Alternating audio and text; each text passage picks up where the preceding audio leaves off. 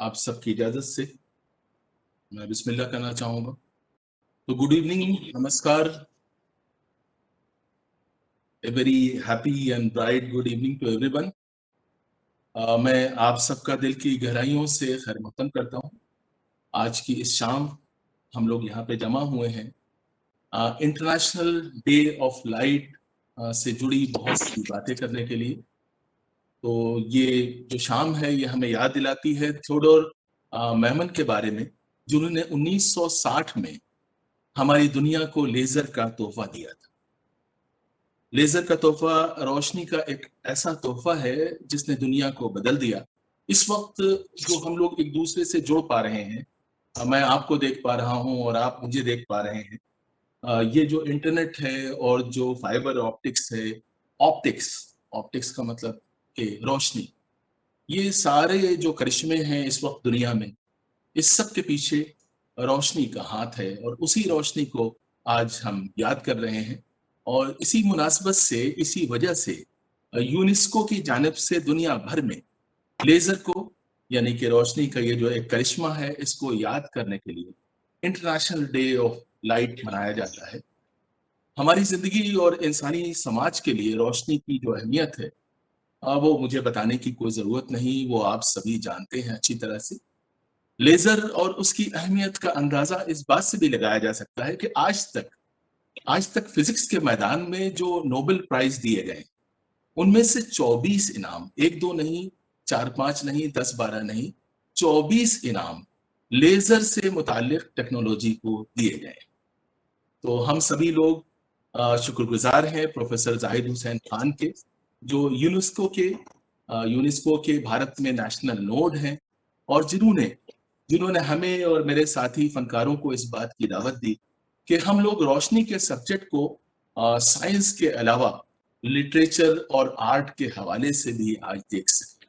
तो शायद ऐसा पहली बार हो रहा है और आप सबकी मौजूदगी की वजह से, आप सबकी रोशनी जो हमारे साथ शामिल है, उसकी वजह से हम आज की शाम रोशनी को एक ट्रिब्यूट पे करेंगे, रोशनी की बात करेंगे। वो रोशनी जो डॉक्टर हरप्रीत कौर जस के फन में है, जो अरुणिमा कुमार के रक्स में है, जो शैली कपूर की आवाज में है, उनकी गायकी में है, जो पूनम तलवार के फन में है और उनकी गायकी में है, और जो शमायता दास जो इस वक्त हमारे साथ हैं, उनके फन का हिस्सा है और उनके जरिए बाकी दुनिया में फैलती है।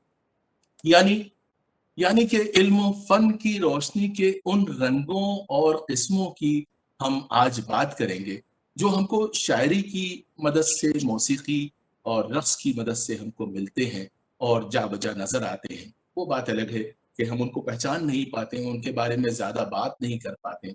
तो आज हम उनकी बात करेंगे। तो चलिए चलिए रोशनी के ताक़ुब में पहले आपको शायरी की दुनिया में ले चलते हैं।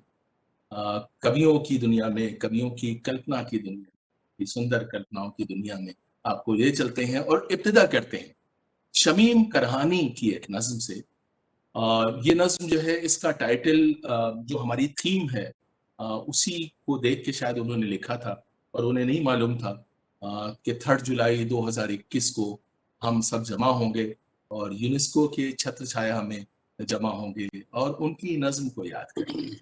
तो उनकी नज्म का टाइटल बहुत अच्छा है, वो है रोशनी तेज करो, तेज करो, तेज करो। सिर्फ ये नहीं कि रोशनी करो, रोशनी तेज करो, तेज करो, तेज करो। इस नज्म में कई ऐसे मेटाफर्स हैं, कई ऐसे मंजर हैं, कई ऐसे दृश्य हैं जो आपकी तवज्जो के मुंतजिर हैं। वो फरमाते हैं, रोशनी राह में बाकी है, न काश आंखों में, न रास्ते में हमें दिख रही है, न सियासतदानों के महलों में। रोशनी राह में बाकी है, नकाशानों में कुमकुमे टूटे हुए ढेर हैं वीरानों में। रात है या कि सियाही का कोई कोहे बुलंद, रात है या कि सियाही का कोई कोहे बुलंद, कब सहर फेंकेगी इस कोह पे किरणों की कमन। कितने देखिए खूबसूरत बात कही है कि रात की जो सियाही है वो बिल्कुल पहाड़ जैसी है, कोहे बुलंद। रात है या कि सियाही का कोई कोहे बुलंद, कब सहर फेंकेगी इस कोह पे किरणों की कमर। साहिल लुधियानवी ने लिखा था वो सुबह कभी तो आएगी। ये उसी बात को एक अलग अंदाज से कह रहे हैं और कहते हैं कि यास ने जीस्त के एहसास को घेरा क्यों है। यास का मतलब उदासी, यास का मतलब मायूसी, जीस्त का मतलब जिंदगी। यास ने जीस्त के एहसास को घेरा क्यों है, घुट गया दम ये घटाटोप अंधेरा क्यों है। साथियों शीशे गुलनार को गुलबेज करो, रोशनी तेज करो, तेज करो, तेज करो। रूह इंसान को मिले जुल्मते दौरान से निजात। ये हम सब की एक कलेक्टिव दुआ होनी चाहिए, प्रार्थना होना चाहिए आज के जमाने में कि रूह इंसान को मिले जुल्मते दौरा से निजात। जुल्मत का मतलब अंधेरा, जुल्म भी एक अंधेरा होता है, लेकिन जुल्मत का मतलब सियाही। रूह इंसान को मिले जुल्मते दौरा से निजात। सज दो मगमूम फिजाओं में चरागों की बारात, सोगवारा ना सही जश्न मनाना हो। देखिए कितनी खूबसूरत बात कही है कि हम सोग में हैं, हम सोग मना रहे हैं, हम गम मना रहे हैं। शोक किसी के मरने पे होता है, किसी दुख पे होता है, लेकिन हमें उसका भी जश्न मनाना। सोगवाराना सही जश्न मनाना होगा, कांपते हाथों से ये जाम उठाना होगा। थाम कर दिल को उठो, अज़्म तरफ खेज करो, रोशनी तेज करो, तेज करो, तेज करो। देखिए आमतौर से शायरी हो या गायकी हो या डांस हो तो उसमें उम्मीद ये की जाती है कि जब आप कोई अच्छी बात सुनते हैं तो ऑडिटोरियम में तालियों की आवाज गूंजती है देर तक। तो आज हम ऑडिटोरियम में आपके साथ नहीं है, लेकिन इलेक्ट्रॉनिक तालियों की कोई गुंजाइश ढूंढिए ताकि फनकार को मालूम हो कि उसकी बात आपके दिलों तक पहुंची, दिल से निकल कर दिल तक पहुंची। हिंदी के हिंदी के एक बहुत अहम शायर हैं, मूर्धन्य कवि हम उन्हें कह सकते हैं, नरेश सक्सेना जी। नरेश सक्सेना जी की एक रचना है जो रोशनी की फिजिक्स के साथ साथ कई और बातों के बारे में हमें सोचने पर मजबूर करती है। और ऐसा लगता है कि इसे किसी फिजिसिस्ट ने लिखा है जो ऑप्टिक्स के बारे में, रोशनी के बारे में, लेजर के बारे में, रोशनी के अलग अलग इस्तेमाल के बारे में बहुत अच्छी तरह जानता है। नरेश सक्सेना जी वो लिखते हैं, ये वैसे प्रोज मतलब थोड़ी सी नसरी नज्म है। तो इसमें वो वाला शायरी का जो रिद्म होता है, जो लय होती है, वो नहीं होगी, लेकिन काफी गहरी बात आपसे कहती है। वो कहते हैं चीजों को जितना करती है उजागर उससे ज्यादा छुपाती है। कौन? रोशनी। चीजों को जितना करती है उजागर उससे ज्यादा छुपाती है। रोशनी में चीजों को देखने से पहले जरूरी है रोशनी को देखना। तो आज की शाम हम सब मिलके यही कर रहे हैं। हमारे साथ बहुत से साइंटिस्ट हैं, हमारे साथ बहुत से इंजीनियर्स हैं, हमारे साथ बहुत से टेक्नीशियंस हैं, लेकिन वो आज सब के सब फनकार के रूप में आपके साथ हैं। हमारे साथ जो भी फनकार हैं वो यही कहेंगे आपसे और यही करेंगे कि रोशनी में चीजों को देखने से पहले जरूरी है रोशनी को देखना। अब उसके बाद नरेश जी कहते हैं, नरेश सक्सेना साहब, कि सरल रेखाओं में चलती जरूर है रोशनी, स्ट्रेट लाइन में चलती है। वो कहते हैं सरल रेखाओं में चलती जरूर है लेकिन उतनी सरल होती नहीं रोशनी। इंद्रधनुष में किस सफाई से देती है अपने लचीले होने का एहसास रोशनी। उसकी रफ्तार के बारे में सुना ही होगा आपने, दुनिया में किसी भी चीज की रफ्तार रोशनी से ज्यादा नहीं। रोशनी सबसे तेज रफ्तार चीज है। वो बात अलग है कि अभी भी हमारे समाज के बहुत से हिस्सों तक और हमारे दिल के बहुत से हिस्सों तक रोशनी पहुंच नहीं पाई है और उससे पहुंचना चाहिए, हम उसके बारे में भी बात करें। तो वो कहते हैं उसकी रफ्तार के बारे में सुना ही होगा आपने, अपनी तेजी के बावजूद टकरा कर धक्का नहीं देती रोशनी। दबे पांव बेवजन और बेआवाज, दबे पांव बेवजन और बेआवाज उतर सकती है चीजों पर, अदृश्य रहकर खुफिया ढंग से जा सकती है यार पार, और हड्डियों में छुपा सारा भेद बाहर ला सकती है। अब वो MRI की बात कर रहे हैं, वो जो नई टेक्नोलॉजी है जो रोशनी का अलग अलग तरह से इस्तेमाल करती है, उसकी बात कर रहे हैं। फिर वो कहते हैं चीजों को जितना करती है उजागर उससे ज्यादा छुपाती है।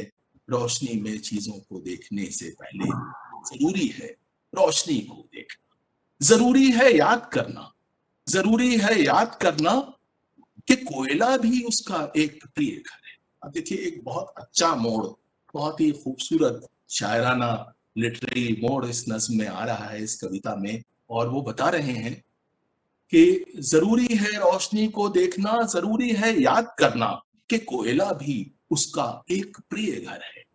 जरूरी है अपने शरीर में बसे कोयले की याद, जरूरी है अपने शरीर में बसे कोयले की याद। ये एक बहुत गहरी बात उन्होंने अचानक हमसे कह दी और हमें मालूम है कि ये आपको सोचने पे मजबूर करेगी।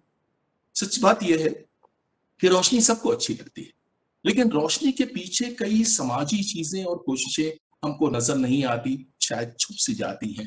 रोशनी के पीछे की रोशनी और स्याही को देखने की एक कोशिश हमें, मणि मोहन हिंदी के बहुत अच्छे शायर हैं, मध्य प्रदेश विदिशा के रहने वाले हैं, उनकी एक नज्म है रोशनी। उसमें एक बहुत अच्छी कोशिश हमको नजर आती है कि वो रोशनी के पीछे की स्याही भी देखते हैं। आपने सुना होगा, बहुत पुराना मुहावरा है कि चिराग के नीचे अंधेरा हो। चिराग तो रोशनी देता है, लेकिन उसके नीचे अंधेरा हो।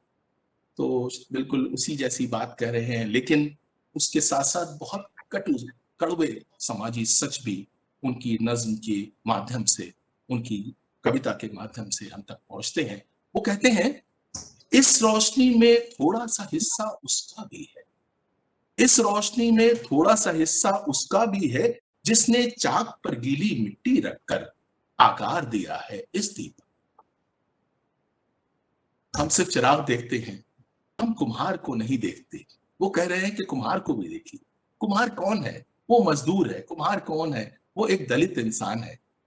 वो कहते हैं, इस रोशनी में थोड़ा सा हिस्सा उसका भी है, जिसने चाक पर गीली मिट्टी रखकर आकार दिया है इस दीपक को।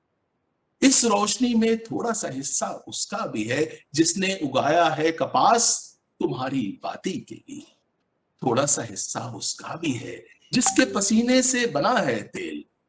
इस रोशनी में थोड़ा सा हिस्सा उस अंधेरे का भी है, जो दिए के नीचे पसरा है चुपचाप। देखिए क्या बात उन्होंने अचानक कह दी। सोचने की बात यह है कि दिए के नीचे का अंधेरा कब दूर और किस रोशनी से दूर हो? शायद मोहब्बत से, इंसानियत से, तालीम से, या आजाद सोच से। बहुत फिक्र की बात है, बहुत चिंता की बात है कि सारी रोशनियों के बावजूद कुछ जिंदगियों की किस्मत में अंधेरा क्यों होता है, और हमारे दिलों में मौजूद इल्म की रोशनी, इंसानियत और मोहब्बत की रोशनी के बावजूद क्यों हमारे पास मौजूद रहता है अंधेरा, और क्यों मौका मिलते ही जहालत और नफरत का अंधेरा फैलकर हर चीज को अपनी लपेट में ले लेना चाहता है किसी अजगर की तरह। ये हमें और आपको सोचना है।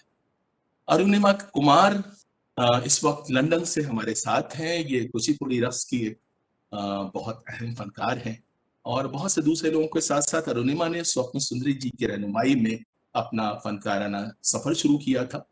दिल्ली के सेंट स्टीफेंस कॉलेज और लंदन स्कूल ऑफ इकोनॉमिक्स से तालीम हासिल करने वाली अरुणिमा आजकल हमारी शास्त्रीय विरासत को पूरी दुनिया तक लंदन में रह के पहुंचाने का काम कर रही है। अरुणिमा हमेशा किसी नए से बिल्कुल नए प्रोजेक्ट में मसरूफ रहने वाली आर्टिस्ट हैं। बहुत सी जिंदगियों में रोशनी बनने का काम, रोशनी की किरण जगाने का काम अरुणिमा अक्सर बेशतर कहती रहती हैं। आज के सब्जेक्ट की मुनासबत से उनका एक गुज़िश्ता, बल्कि कहना चाहिए हाल का प्रोजेक्ट बहुत अहम है। हम सभी लोग चाहेंगे कि अरुणिमा उस प्रोजेक्ट पर कुछ रोशनी डालें, ताकि हमारा ये जो रोशनी को समझने का, रोशनी को फैलाने का, रोशनी को आप तक और बाकी दुनिया तक पहुंचाने का जो काम है वो आगे बढ़ सके। Over to Arunima, Arunima Kumar.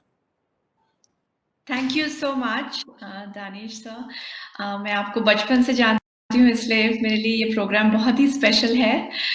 मैं लंदन में बेस्ड हूँ और मैं कुचिपुड़ी नृत्यांगना हूँ। पहले मैं बैंकिंग करती थी और के बाद मैंने वो त्याग कर आर्ट्स की जिंदगी अपनाई, जो काफी मुझे सुकून देती है। हमारा पिछले 2 साल पहले एक प्रोजेक्ट था। इससे पहले कि मैं प्रोजेक्ट के बारे में बात करूं, मैं बताना चाहती हूँ कि मेरे लिए आर्ट्स बहुत महत्वपूर्ण इसलिए है क्योंकि मैं चाहती हूँ कि आर्ट सब तक पहुंचे। जब लोग कहते हैं कि आर्ट, आप नजर नहीं आ रही हैं अरुणिमा, ये सिर्फ मेरे साथ है कि आपका कैमरा अभी बंद है। नहीं, मेरा कैमरा तो चल रहा है, आप सब देख सकते हैं मुझे? जी। मुझे लग रहा है मैं नहीं देख पा रहा हूँ, तो अगर बाकी काफी लोग भी आप नजर नहीं आ रहे your video and start it again. जी, Just आप रिज्वाइन कर लीजिए या तो और अपना वीडियो स्टार्ट कीजिए। अच्छा, ओके जी, तो चलिए, जब तक अरुणिमा ज्वाइन करती हैं, अरुणिमा वाओ, आप रोशनी बढ़ गई अचानक। अरुणिमा, आपके आने से, आपके दर्शन से रोशनी बढ़ गई। जी, प्लीज कंटिन्यू। नमस्कार। देखिए रोशनी कितनी इम्पोर्टेंट है, टेक्नोलॉजी कितनी इम्पोर्टेंट है। तो मेरे लिए आर्ट्स, मैं हमेशा चाहती हूँ कि आर्ट सब तक पहुंचे। तो आर्ट्स ये नहीं कि बस एक स्टेज के लिए ही बना है। जहाँ भी मुझे लगता है कि कोई भी कम्युनिटी हो जिसको जिंदगी में कुछ खुशी चाहिए या कुछ सुकून चाहिए या कुछ कनेक्शन चाहिए, तो मैं वहां तक आर्ट्स लेके जाती हूँ। तो मेरा प्रोजेक्ट जो ये था 2 साल पहले, इसका नाम था अंतर्दृष्टि, यानी कि इनर विजन। तो हम सभी देख सकते हैं, हम सभी काफी फॉर्चुनेट हैं कि हम लोग अपनी आंखों से ये दुनिया देख सकते हैं। लेकिन कई लोग ऐसे हैं जो ब्लाइंड हैं और उनके पास कोई ये दृष्टि नहीं कि वो हमारी तरह दुनिया देख सके। काफी लोगों को ये भी नहीं पता उन लोगों को कि कलर्स क्या होते हैं। तो अगर मैं बोलती हूँ कि हम रेड के बारे में बात करते हैं, उन्होंने आज तक रेड देखा ही नहीं, तो आप समझ सकते हैं कि उनकी जिंदगी कैसी होगी। तो लंदन में के ही बेस्ड बालूजी श्रीवास्तव, जो यहाँ पर क्वीन से सम्मानित हैं, वो एक सितारिस्ट हैं, वर्ल्ड फेमस सितारिस्ट हैं। Of course he is from India, लेकिन अब वो यहाँ पर सितारिस्ट हैं। उन्होंने एक ऑर्केस्ट्रा क्रिएट किया है, इनर विजन ऑर्केस्ट्रा, जिसमें सिर्फ ब्लाइंड लोग हैं और दुनिया भर से ब्लाइंड लोग हैं। तो उसमें ब्लाइंड पियानिस्ट हैं, ब्लाइंड ड्रामर्स हैं, ब्लाइंड सैक्सोफोन प्लेयर्स हैं। तो उनका ये प्रोजेक्ट था अंतर्दृष्टि, और उनके साथ मैं और मेरी टीम ने काम किया।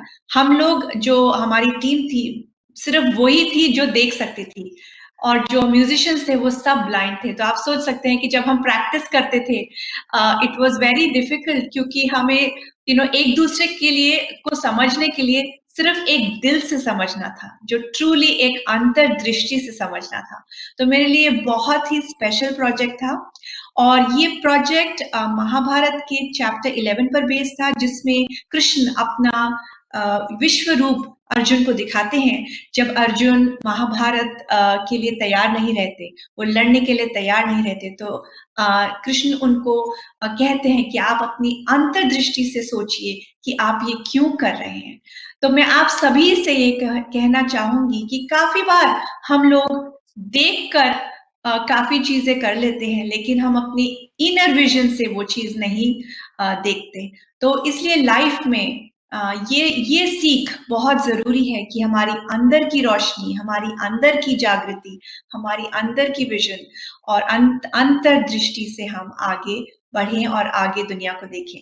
तो अब मैं आपको ये प्रोजेक्ट की कुछ झलकें दिखाऊंगी। पूरा तो मैं 2 घंटे का प्रोजेक्ट है, आप देख सकते हैं इसको यूट्यूब पर या बालूजी की वेबसाइट पर। सबसे पहले ये प्रोजेक्ट हमने रॉयल फेस्टिवल हॉल, जो लंदन का सबसे प्रेस्टिजियस हॉल है, वहां पर किया।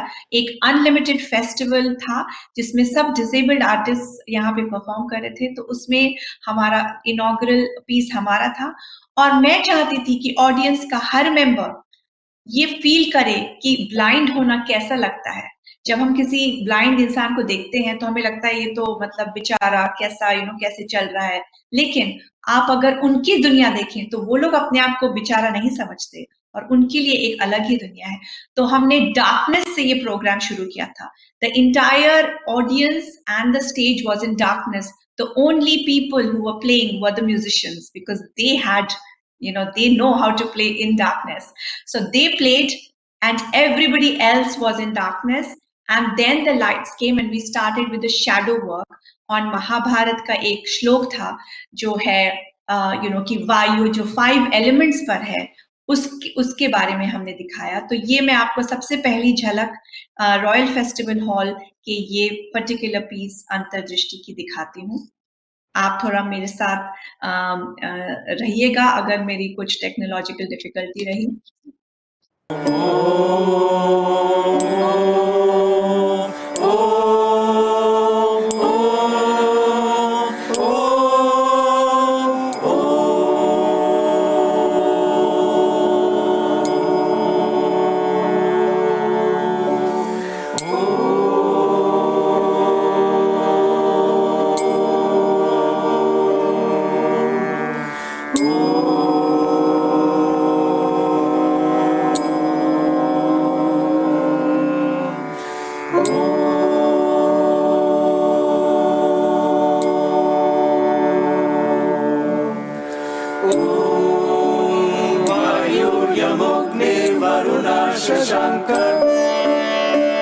प्रजापतिस्त्वं प्रपितामहश्च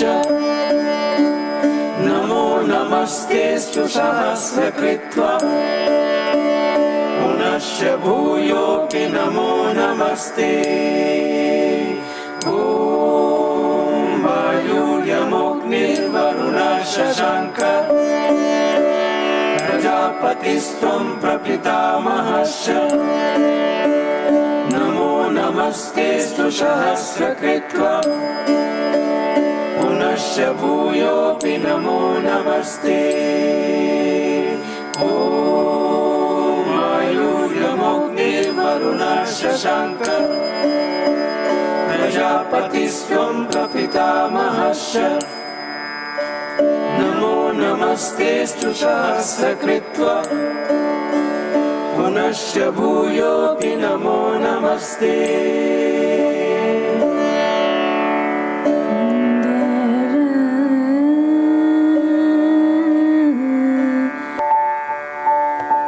Lord Krishna gave the inner vision or the knowledge to Arjun because Arjun was curious. And we all are Arjun. We all are curious to know what is in this endless world and what is beyond it.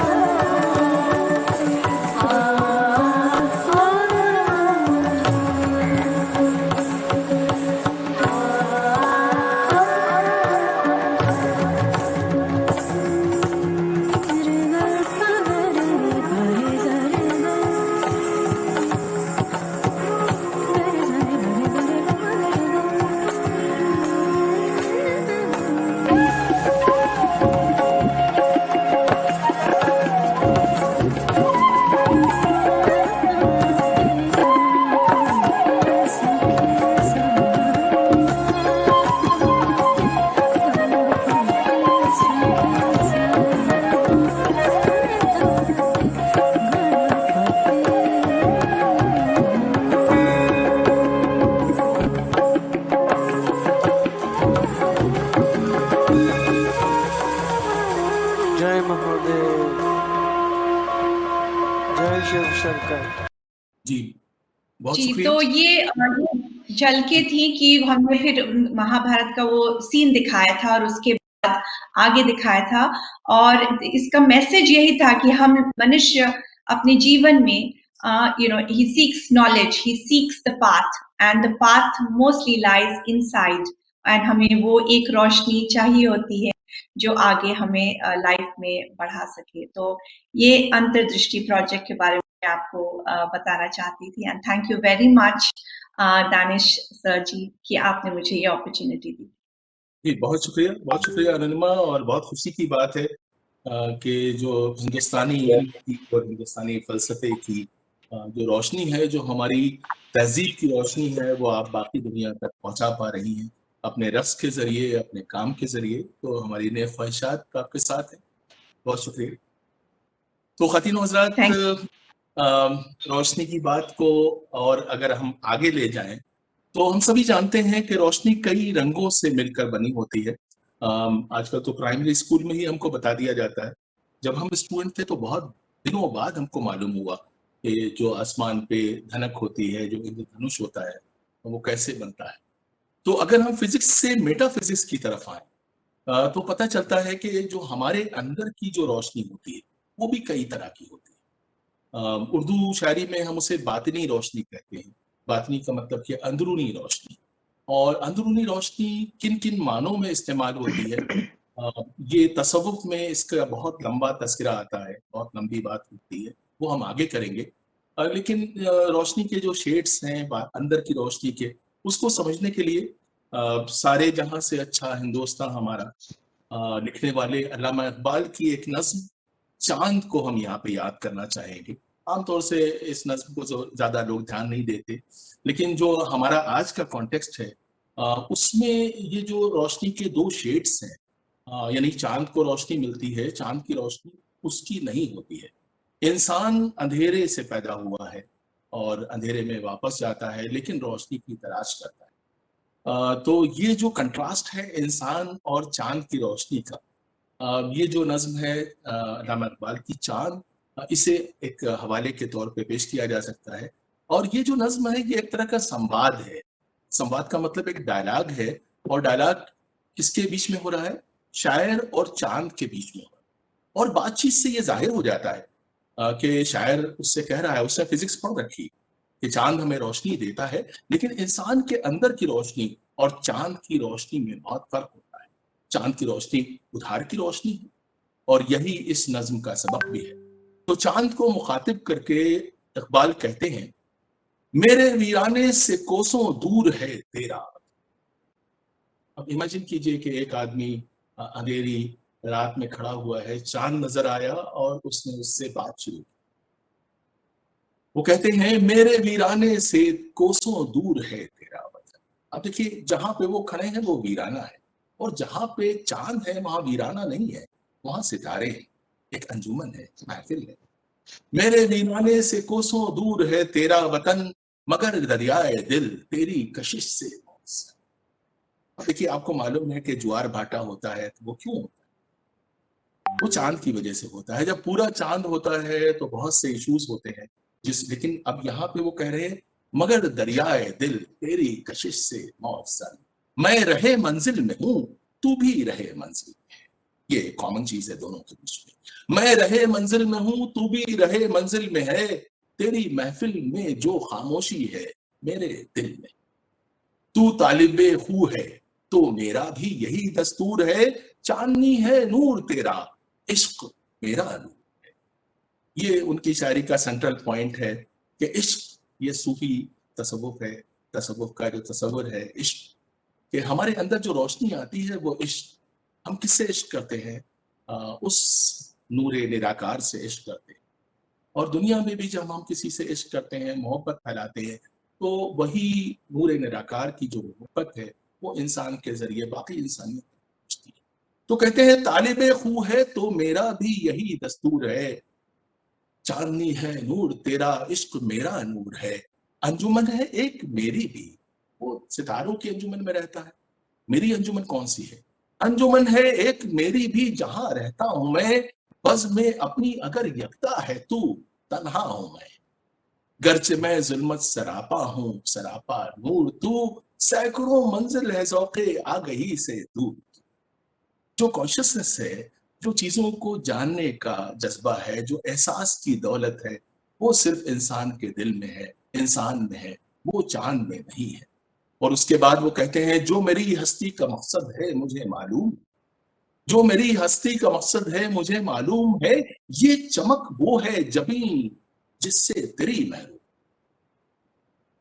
ये चमक वो है जबी जिससे तेरी। अब देखिए, इंसान और चांद के मुकाबले में ये एक छोटा सा हिस्सा मैंने आपको सुनाया। नज्म बहुत बड़ी है, किसी दिन आप इसे इंटरनेट पे ढूंढिए और पढ़िए। इस नज्म के बाद मुझे एक शायर याद आते हैं, कोंकण इलाके के शायर थे, मराठी बैकग्राउंड के थे, लेकिन बहुत अच्छी उर्दू शायरी करते थे। उनका नाम था दाऊद गाजी। कोंकण इलाके के इकोनॉमिक्स के स्टूडेंट थे और बहुत अच्छे स्टूडेंट थे और नई सोच के नौजवान शायर थे। रोशनी की तलाश में अफसोस मौत के अंधेरों में गुम हो गए। जमाने के हालात और जो जमाने का अंधेरा है उसकी वजह से उन्होंने खुदकुशी कर ली थी। बहुत अफसोस है मैं ये बताते हुए। तो रोशनी और चांद के बारे में उनकी नज्म जो है बहुत मुतासिर करती है। ये उन्हीं ने एज ए स्टूडेंट एक इप्टा का एक कंपटीशन हुआ था, बलराज साहनी को सुनाई थी और बलराज साहनी ने उनको इनाम दिया था। वो कहते हैं चांद के बारे में, या चांद को यहाँ पे खुर्शीद का लफ्ज इस्तेमाल कर रहे हैं और बलराज साहनी ने बहुत पसंद किया था इस नज्म को, तो वो उस नज्म का एक छोटा सा हिस्सा मैं आपको सुनाना चाहूंगा। वो कहते हैं, कौन जाने कि ये खुर्शीद है नाखूब के खूब, ये अच्छा है या बुरा है। कौन जाने कि ये खुर्शीद है नाखूब के खूब, चांद अच्छा के बुरा कौन बता सकता है। खुश के नाखुश हैं ये शम्मे, ये सितारे, ये शफक, ये सारे रोशनी के शेड्स हैं। खुश के नाखुश हैं ये शम्मे, ये सितारे, ये शफक, कौन ये पर्दे असरार उठा सकता है। रोशनी आंख से निकली है, बहुत अहम पॉइंट है, रोशनी आंख से निकली है, जला सकती है। बात इतनी भी समझ सकते नहीं हम इंसान, इल्म मजदूर को फनकार बना देता है, इल्म मंसूर को होशियार बना देता है, इल्म अल्फाज को तलवार बना देता है, इल्म तिनके को भी पतवार बना देता है, पांव के छाले को रहवार बना देता है, एक तही दस्त को सालार बना है। रोशनी गुल न करो, रोशनी गुल न करो, रात तभी बाकी है, जीस्त समझी नहीं जो बात अभी बाकी है। और आखिर में वो एक बहुत अहम बात, वो सबसे अहम बात कहते हैं, जिसकी वजह से उनको एक स्टूडेंट होते हुए भी इनाम मिला इप्टा की तरफ से। वो कहते हैं, इल्म इल्म एक नूर है, इल्म एक नूर है, ये नूर बिखर जाए, इल्म एक नूर है, ये नूर बिखर जाए। तो अभी हम लोग बात कर रहे थे सूफीज्म की। आजकल जो नई उम्र के बच्चे हैं वो सूफी, हर बात में सूफी सूफी बहुत करते हैं और वो सूफी को यानी एक शायरी का, एक गायकी का एक अंदाज मानते हैं। अफसोस के सूफीज्म के बारे में बहुत कम लोग पढ़ते हैं, तो उसमें सूफीज्म की किताबों में लताइफ सत्ता का हवाला। लताइफ का मतलब वेरी लाइट, लाइट यानी light which is very light, एक ऐसी लाइट जो नजर नहीं आती, दिल के अंदर, रूह के अंदर, हमारे हमारे बातिन में रोशनियां हैं। रोशनियां का मतलब ये वो वाली रोशनियां नहीं है जो दूर से दिखती हैं। ये जैसे योगी लोग कहते हैं कि चक्र होते हैं जिस्म के अंदर, तो इसको कहा जाता है लताइफ सत्ता। सत्ता का मतलब 6, यानी इंसान के अंदर नूर के 6 मरकज हैं या रास्ते हैं और कायनात की हर चीज, हर जानदार, पेड़ पौधे, चरिंद परिंद, सभी उसी रोशनी से चलता है। और नूर के और या रोशनी के ये जो भंडार या जखीरे हमारे अंदर हैं, ये हर जानदार के अंदर होते हैं। तो सूफीज में इन रोशन नुक्तों को लताइफ कहा जाता है और इनका एक खास मकाम है, इनके नूर का एक खास रंग है। और जो सूफी रक्स होता है, जो समा होता है, जो म्यूजिक होता है, तो वो बेसिकली इसी जो नूर के खजाने हैं इनको जगाने के लिए होता है। और जब वो जाग जाते हैं तो हम आलम लाहूत में पहुंच जाते हैं। आलम लाहूत क्या है? जैसे तीसरी आंख की बात होती है कि हम 2 आंखों से दुनिया देखते हैं और तीसरी आंख से अपने अंदर देखते हैं। तीसरी आंख से अपने अंदर जाके बाकी कायनात को देखते हैं, उस नूरे निराकार को देखते हैं, ईश्वर को देखते हैं, ईश्वर की पूरी सृष्टि को देखते हैं, इन आंखों से नहीं, उन आंखों से। तो सूफीज़्म में उस नूर को जगाना और उस नूर का जिक्र करना, ये दोनों एक रूहानी जरूरत माने जाते हैं। शेख अहमद सोहरवर्दी सूफीज़्म के बहुत बड़े टीचर हैं, तो उन्होंने बाकायदा 6 उसका डिस्कशन किया है, 6 चैप्टर्स हैं।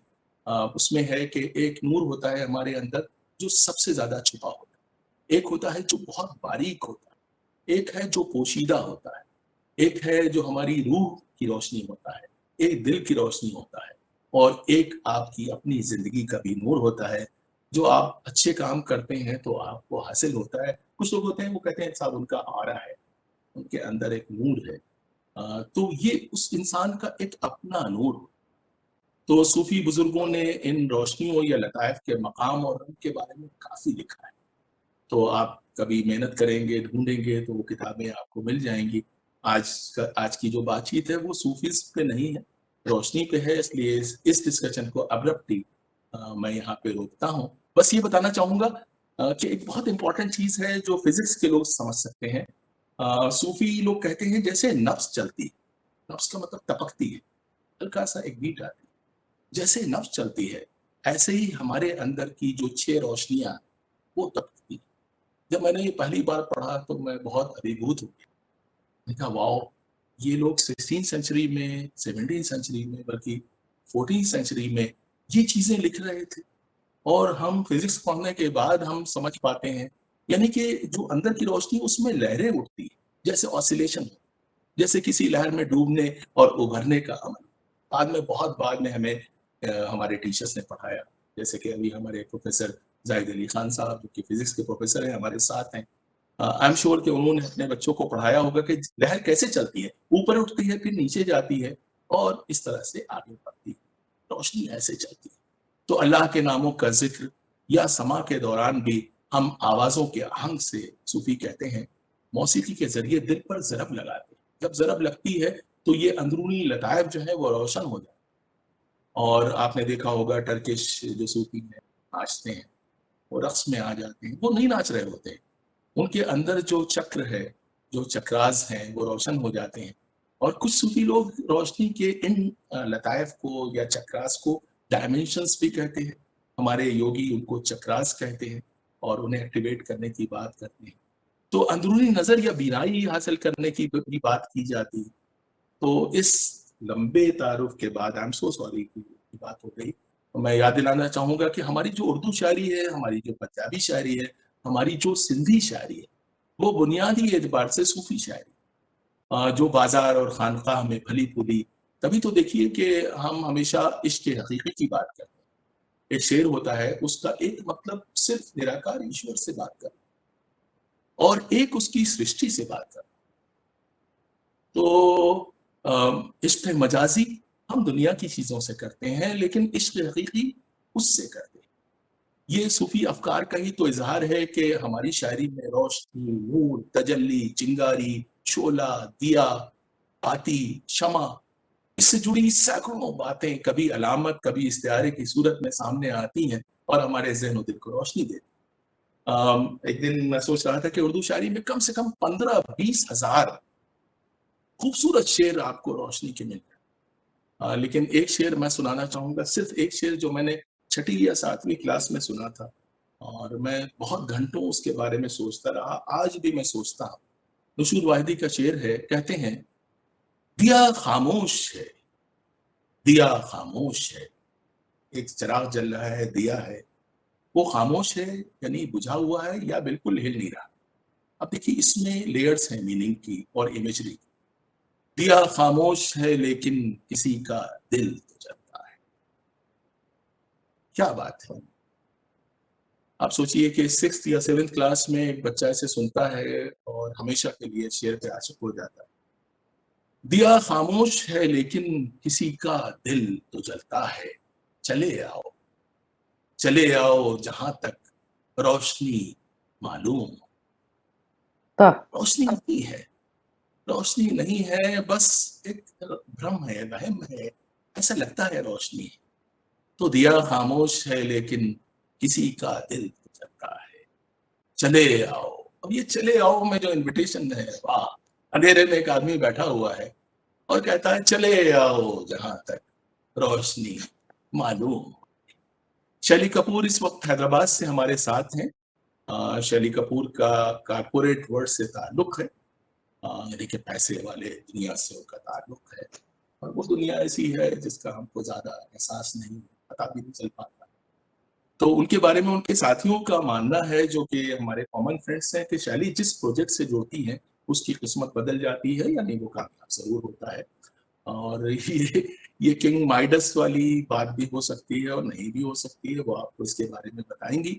लेकिन यूं समझिए कि शैली कपूर का नाम कामयाबी की जमानत समझा जाता है कारपोरेट वर्ल्ड में।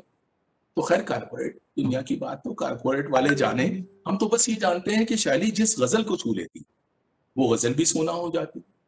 और एक राज की बात यह है कि इनका जो यूट्यूब चैनल है उसमें अगर आप देखें, मैंने देखा तो बहुत से लोगों ने लिखा कि जब वो इनकी गायकी सुनते हैं, इनकी गजलें सुनते हैं, तो उनकी आंखें और दिल शैली की गायकी सुनकर भर आते, वो रो पड़ते। वाजिद अली शाह ने कहा था, हालांकि बिल्कुल पैट्रियार्कल बात है, आई एम सो सॉरी, इतनी कैपेबल अचीवमेंट वाली कामयाब औरतों के दरमियान मैं एक बहुत ही पैट्रियार्की वाली बात कह रहा हूं।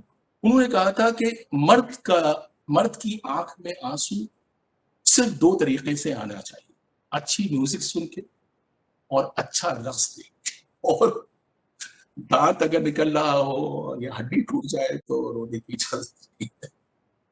जी, तो ऐसे लोग हैं जो इनकी गजलें सुन के रो देते हैं, क्योंकि उनके दिल जो है शैली की गायकी सुनकर भर आते हैं, क्योंकि शैली गले से नहीं गाती हैं, शैली दिल से गाती है। इनकी गायकी की हर तान दीपक रात की रोशनी देती महसूस होती है। मुझे नहीं मालूम कि वर्चुअल एनवायरनमेंट में आज क्या होने वाला है। तो चलिए, मैं उम्मीद करता हूं कि बावजूद सारी दिक्कतों के, बावजूद डेटा इंटरप्शंस के, बावजूद ये सारी दिक्कतों के, शैली की गायकी की जो रोशन चमक है वो आज आप जरूर पहुंचेगी। ओवर टू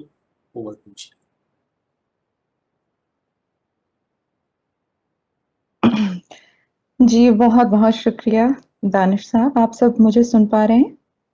जी जी जी। आपने तो कुछ ज्यादा ही कह दिया जी। आप सबसे निवेदन है, इन्होंने जो कहा उस सब कुछ को 90% डिस्काउंट कर दीजिएगा, ऐसा कुछ नहीं है। और थैंक यू, आपने थोड़ी सी एक्सपेक्टेशन सेटिंग कर दी, क्योंकि मुझे पता नहीं है, मैं पहली बार ये वर्चुअल एनवायरनमेंट पे ऐसा कुछ कर रही हूँ। तो अगर कहीं ना कहीं कुछ टेक्नोलॉजी की वजह से भूल चूक हो जाए तो प्लीज बेयर विद मी और माफ कीजिएगा। बट बिफोर आई स्टार्ट, मैं अपनी तरफ से, सॉरी, आवाज आ रही है? जी जी जी। अच्छा, यहाँ कोई बटन दब गया था दरअसल।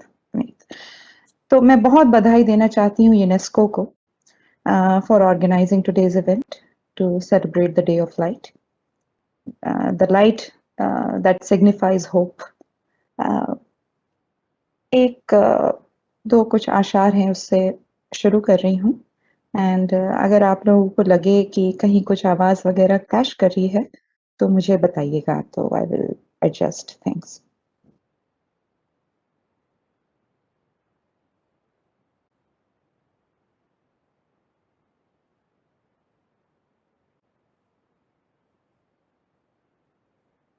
अब ऐसा है कि मैं एक ट्रैक पे गाने वाली हूँ, तो आई हैव टू, मैं ट्रैक चला रही हूँ साथ में, and I will try to sing here, so give me 1 minute. मैं ढूंढ रही हूँ उसी का वो जरा बटन्स। मैं ढूंढ रहा हूँ मेरी वो शम्मा कहाँ है, जो बज़्म की हर चीज को परवाना बना दे। So bear with me. वो बटन कहाँ है? वो बटन कहाँ है? जो दीवाना बना दे। ये तो आपकी बहुत बहुत मतलब आपने बहुत बहुत इज्जत अफजाई की है मेरी, कि आपने मुझे इस महफिल के लायक समझा। बट मुझे बड़ी वो हो रही है, अब शर्म हम सी आ सारे रही है लोग कि मैं मिलकर दुआ मैनेज नहीं करते कर हैं सकती। कि आपका ट्रैक शुरू हो जाए, चल जाए किसी तरह से। जी। एक सेकेंड बस। शम्मा हर रंग में जलती है सहर होने तक।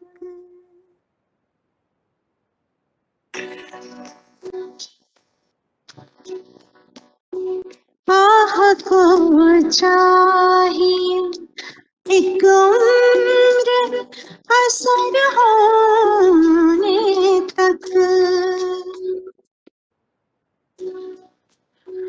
आह को चाहिए एक उम्र असर होने तक। कौन जीता है तेरी जुल्फ के सर होने तक। कौन जीता है तेरी जुल्फ के सर होने तक।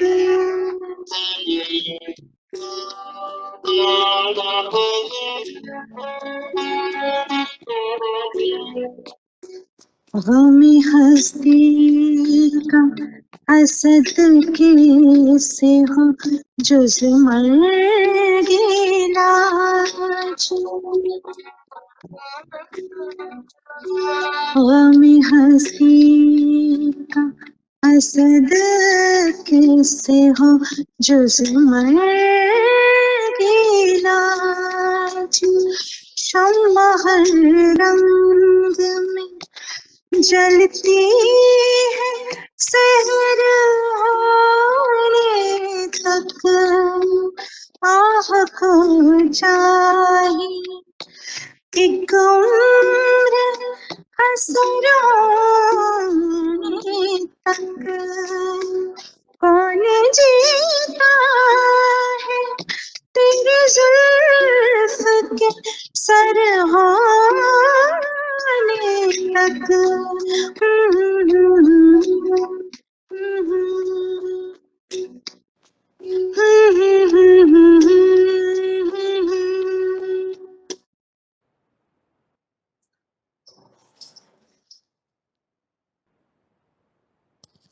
जी बहुत बहुत बहुत शुक्रिया। एक तो आप सबको आवाज आ रही है मेरी? जी जी जी जी जी। Was it clear? देखिए मैंने जो मैंने तारुफ किया था, तो अब इन लोगों को लग रहा होगा कि जो मैंने तारुफ किया था वो आधा था। नहीं ऐसा और कुछ मैंने नहीं है। बहुत आप कंजूसी की आपके तारुफ में, मैंने बहुत कंजूसी बरती थी। And you deserve much more actually. जी, इट वाज एब्सोल्युटली बहुत बहुत मेस्मराइजिंग, एब्सोल्युटली वंडरफुल। आपकी आवाज में सोज है, और वो सारे लोग जिनकी आंखों में आंसू आ गए वो जरूर नवाब लोग हैं। वो ज़ौक़ के नवाब हैं वाजिद अली शाह की ट्रेडिशन में। और जो नहीं रो पाए उनके लिए बहुत अफसोस की बात है। नवाजिश, बहुत नवाजिश और बहुत जरा नवाजी आपकी। अगर 2 मिनट और हो तो एक कुछ और पेश करना चाह रही थी। बिल्कुल नवाजिए जी। आज ही के इवेंट पे कुछ और जहन में था मेरे। मीर तकी मीर कहते हैं कि उसके फरोगे हुस्न से झमके है सब नमूना। सब वाह वाह शम्मे हरम हो या कि दिया सोमनाथ का। वाह। तो कहते हैं that a single lamp of hope, is enough to carry us through the night of darkness.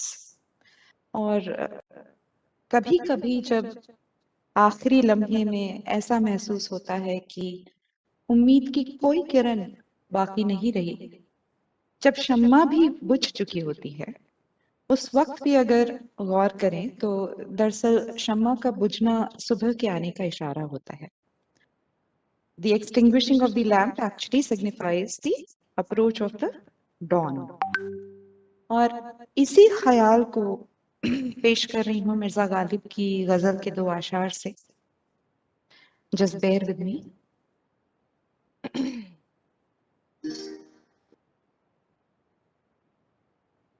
जुल्मत कदीम मेरे शब गम का जोश है,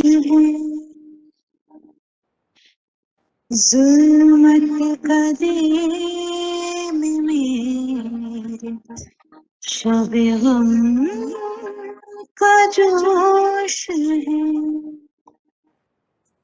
एक शम्मा है दलील से सो खामोश है।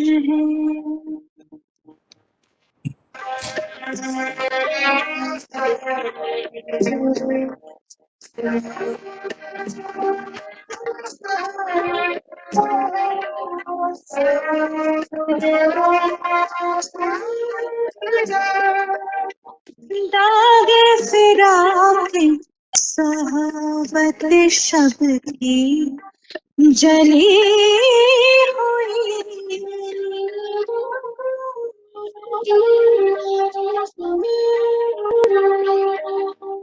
दागे फिराक सहाबत शब की जली हुई, एक शम्मा रह गई है सब वो भी खामोश है, जुल्मत कदीम मेरे शब गम का जोश है, एक शम्मा है दलील से है सो खामोश है, जुल्मत कदीम मेरे शब गम का जोश है।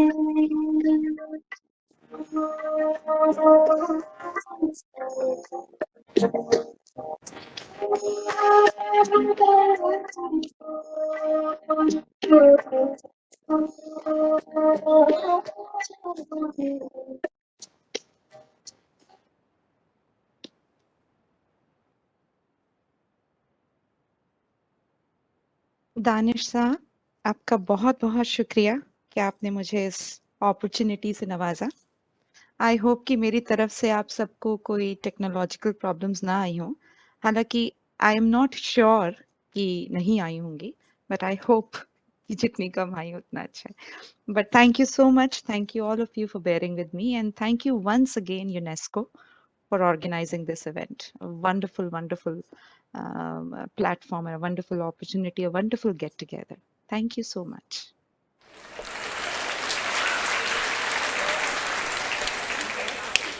Sir, over to you. जी जी जी, थैंक यू। तो बहुत शुक्रिया। मैं हाज़रीन से, ख़वातीन और हज़रात, सभी लोगों से कहना चाहूँगा कि कितना अच्छा होता कि आज हम लोग एक ऑडिटोरियम में होते और आप देर तक फरमाइश करते और शैली बहुत देर तक आपको बहुत सारी अच्छी अच्छी चीज़ें सुनाती। तो मैं उम्मीद करूँगा कि बहुत ही जल्दी वो दिन वापस आएंगे, वो शामें फिर से वापस आएंगी, जब हमारी जो कल्चरल लाइफ है पुरानी वाली हासिल कर पाएंगे। लेकिन तब तक इसी के सहारे काम चलाना है। तो चलिए हम वापस अपने सब्जेक्ट पे जाते हैं। मैं बात करना चाहूँगा नए दौर और नए ज़माने की शायरा जिनका नाम है नाज़ भट्ट। तो नाज़ भट्ट की एक बहुत रोशन नज़्म हमको याद आती है। वो कहती हैं कि मोहब्बत नूर है, मोहब्बत नूर है जाना, ज़माना इसकी ख्वाहिश में अज़ल से चूर है जाना, मोहब्बत नूर है जाना, मोहब्बत नूर है जाना। रुखे महताब से रोशन, निगारे ख्वाब से रोशन, नजर में खिलने वाले सब्ज़े शादाब से रोशन, सितारों से कहीं बढ़कर चमक इसके जिलों में है, जो आबो ताब है इसमें कहाँ सूरज की ज़ौ में है, ये नखले इश्क पर जैसे वफा का मौल है जाना, मोहब्बत नूर है, मोहब्बत नूर है जाना। ये जिस दिल में उतर जाए उसे मामूर कर जाए, सरापा रंग कर जाए, तमन्नाओं से भर जाए, ये ऐसा कैफ है जो हर कदम पर जिंदगी पुरनूर करता है, उतर कर रूह में उसके अंधेरे दूर करता है। ये वो एहसास है जो हर घड़ी भरपूर है जाना, मोहब्बत नूर है जाना, मोहब्बत नूर है, मोहब्बत नूर है। तो देखिए, बात कहने की यह है कि रोशनी के इस्तिआरे के बगैर सूफी शायरी बिल्कुल मुमकिन नहीं। अंबर वारसी की कव्वाली भला किसे याद नहीं होगी, जिसे साबरी ब्रदर्स ने उस नात को सुनाकर अमर बना दिया था। आपको याद होगी, वो कहते थे कि सरेला मकान से तलब हुई, सुए मुंतहा वो चले नबी। ये धुन याद है आपको?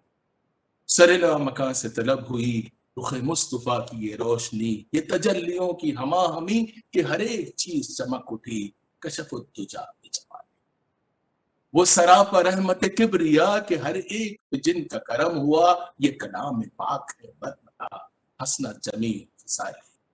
वही हक निगर वही हक नुमा, रुखे मुस्तफा है वो आईना कि खुदाए पाक ने खुद कहा सल्लू अलैहि आली। अगर आप सूफीज्म के असल पैगाम को समझना चाहते हैं तो याद कीजिए जो गालिब कहते हैं। और जब भी मैं ये शेर पढ़ता हूँ मुझे टॉम अल्टर बहुत याद आते हैं, क्योंकि बहुत ही डूब के वो शेर पढ़ते थे और पढ़ते पढ़ते उसी दुनिया में पहुंच जाते थे, शेर जिस दुनिया की बात कर रहा है। तो वो कहते थे कि न था कुछ तो खुदा था। बिग बैंग से पहले की बात हो रही है, बहुत पुरानी बात है। पता नहीं आप लोगों को बिग बैंग याद है कि नहीं याद है। गालिब को याद था, टॉम अल्टर को भी याद था, और अगर आपको याद आ जाए तो इसका मतलब कि आप सूफी।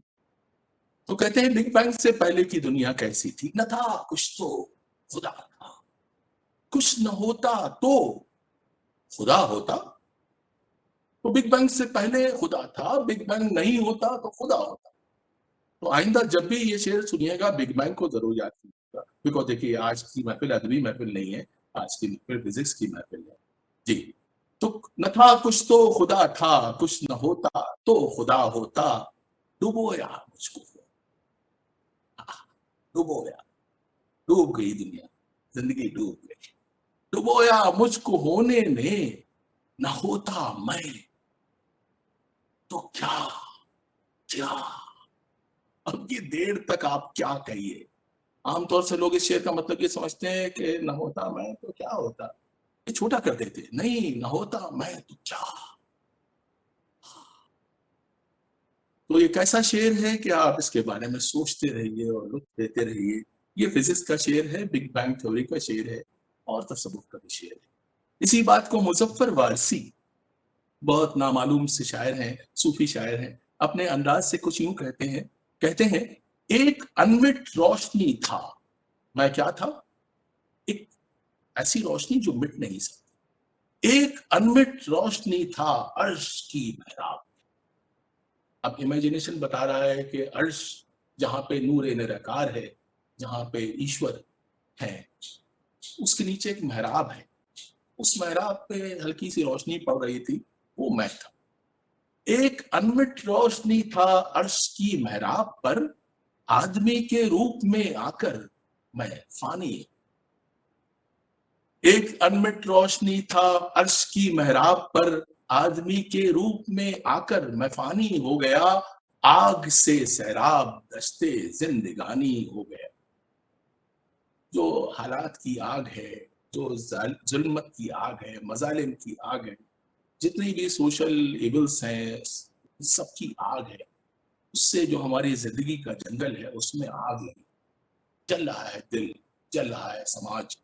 आग से सैराब दश्ते जिंदगानी हो गया, शोले दिल आंख में आया तो पानी, शोले दिल आंख में आया तो पानी हो गया। यानी कि जो दिल में आग लगती है उसे अश्कों का दरिया बहा। शोले दिल आंख में आया तो पानी।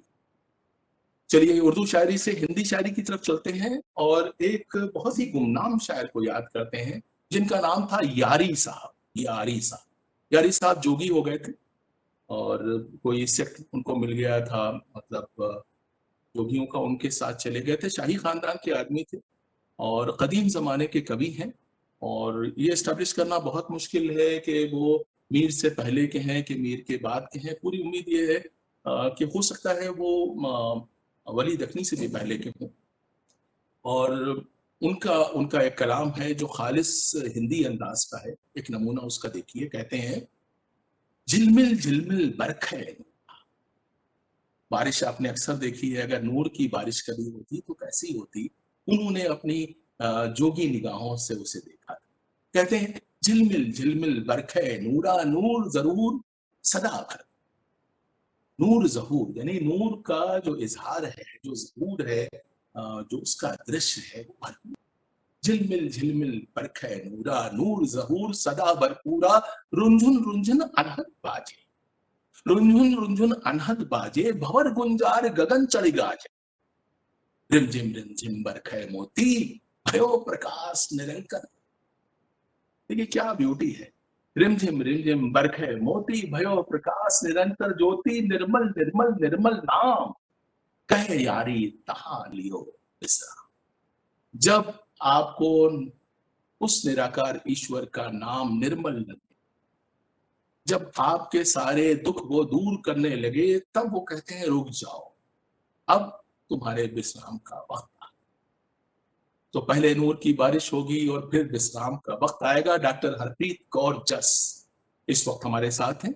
वो जामिया मिल्लिया इस्लामिया की फैकल्टी ऑफ एजुकेशन में असिस्टेंट प्रोफेसर के ओहदे पर फायज हैं और हर इल्मी और अमली मामले में जो झंडा है उनके हाथ में होता है, यानी कि अलमबरदारी का काम करती हैं।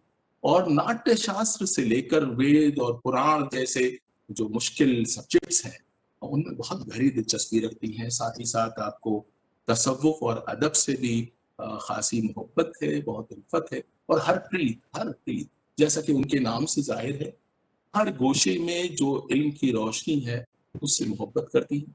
अहम बात यह है कि आपने अपने रक्स में कथक और भरतनाट्यम दोनों में गहरी दिलचस्पी दिखाकर उत्तर और दक्षिण को भी एक जगह पर यकजा करने की कोशिश की है। हालांकि बहुत मुश्किल काम है, हम तो कभी नहीं कर पाए, लेकिन वो कर रही है। ओवर टू हरप्रीत कौर जस। बहुत बहुत शुक्रिया आज की इस शाम के लिए। और महफिल का आगाज एक बहुत ही सेंसिटिव टॉपिक से हुआ कि हम कितना दूसरों के बारे में सोच सकते हैं, और फिर शैली जी ने इसको एक अलग अंदाज में आगे बढ़ाया। मेरी आज की प्रस्तुति जो है वो करीब 4 साल पहले कुछ ऐसे लोग जो हम एक साथ इकट्ठा हुए, हम एक दूसरे को नहीं जानते, मगर दुनिया में अच्छाई फैलाना, अपने कर्मों से अच्छा बनना हमारा उद्देश्य है। और इन लोगों से एक दिन अचानक ऑनलाइन मेरे एक मित्र हैं बेन रॉबर्ट्स, जो कि कॉन्वर्सेशनल डायलॉग्स और समाज में एकजुटता के लिए काम करते हैं, सिर्फ एकजुटता के लिए। उन्होंने हम सबको एकत्रित किया और इस पोएम की लाइंस को जन्म दिया। The day was summer solstice. Physics और जो भी साइंस या ज्योग्राफी से एसोसिएटेड है, सोलिस्टाइस की अहमियत सबको मालूम होगी। The light and the darkness is together, and out of that was born this poetry. I don't know all the poets, मैं शायद कभी उनसे मिलूं नहीं, लेकिन ये एक इस तरह का ज्ञान यज्ञ था, एक इस तरह का अध्यात्म का यज्ञ था जो कि कर दिया गया सभी दुनिया वालों के लिए। And whenever I look at light, for me light is laughter, for me light is love. It is a fight against darkness. And every time I do it, I find a different meaning. And this time when I did it, for me it was lesson of Buddhism. Deepo Bhava. Find your lamp with it and continue to light it. So without any further delay, I would like to share a piece from that presentation.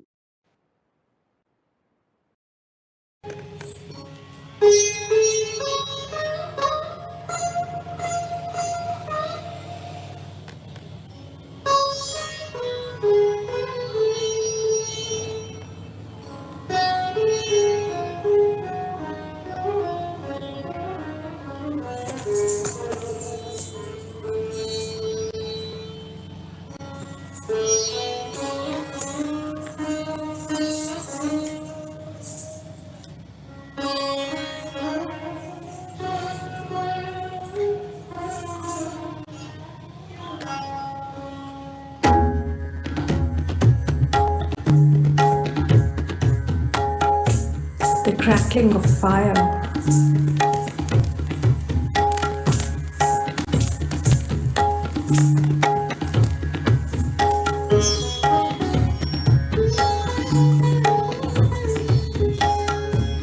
Sound of laughter.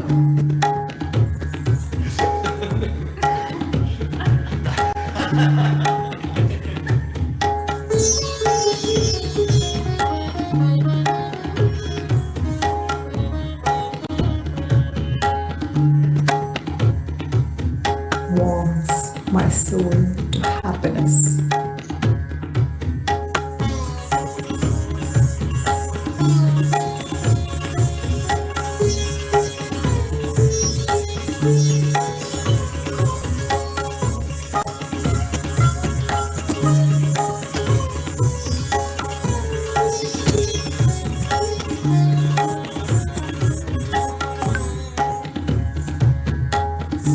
Enjoy the new light in the subconscious.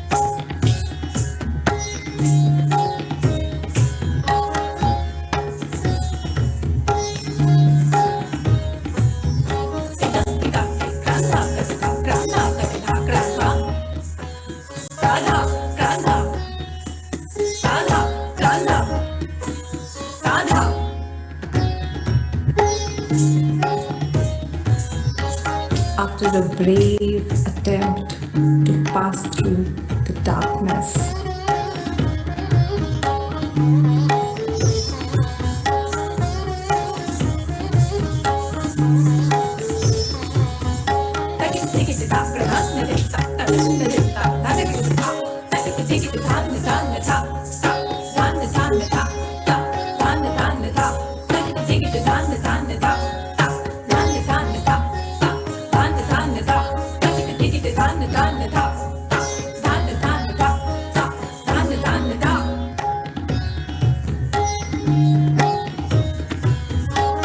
not having the critical mass to ignite the chain reaction of love.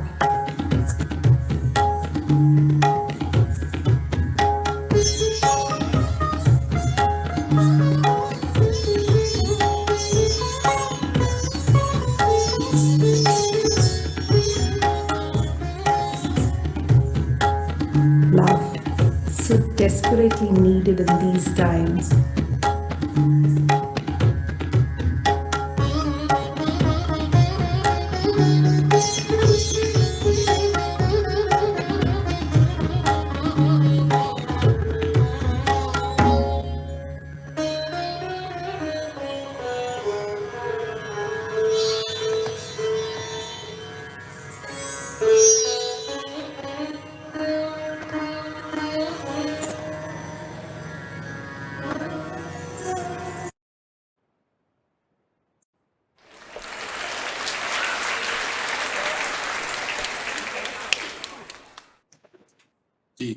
Absolutely wonderful. Thank you. I just have to announce the music credentials. The authors are unknown. I was one of them. Music, Dr. Vinod Gandharji. Percussion by none other than Prashant Trivedi ji of Euphoria Band. Sitar by Sunil Saxena ji, Padhan, Idol. And final recording, M69 Studio, Karishma Apartments, IP Extension. Many thanks to Ustad Amjad Khan Sahab ji. Shukriya. And thank you, UNESCO, and all my colleagues and all other fellow dancers and artists for giving me this time and also bearing with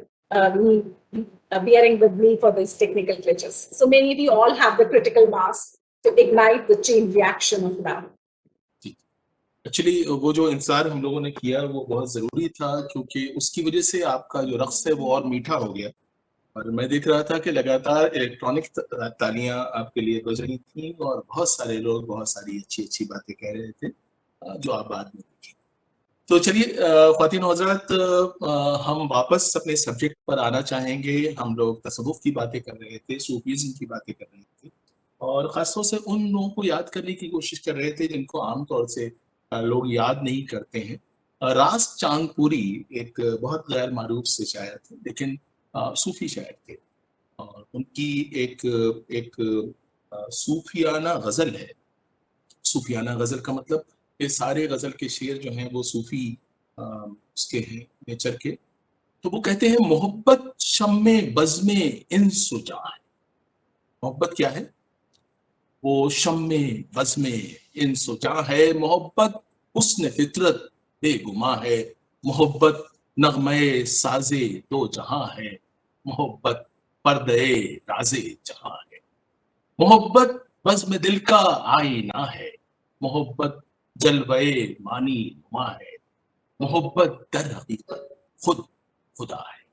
मोहब्बत दर हकीकत खुद खुदा है। कबीर दास जी के बारे में हम सभी जानते हैं, लेकिन एक बहुत अच्छे सूफी शायर हुए जिनका नाम था शाह कबीर, शाह कबीर दानापुरी।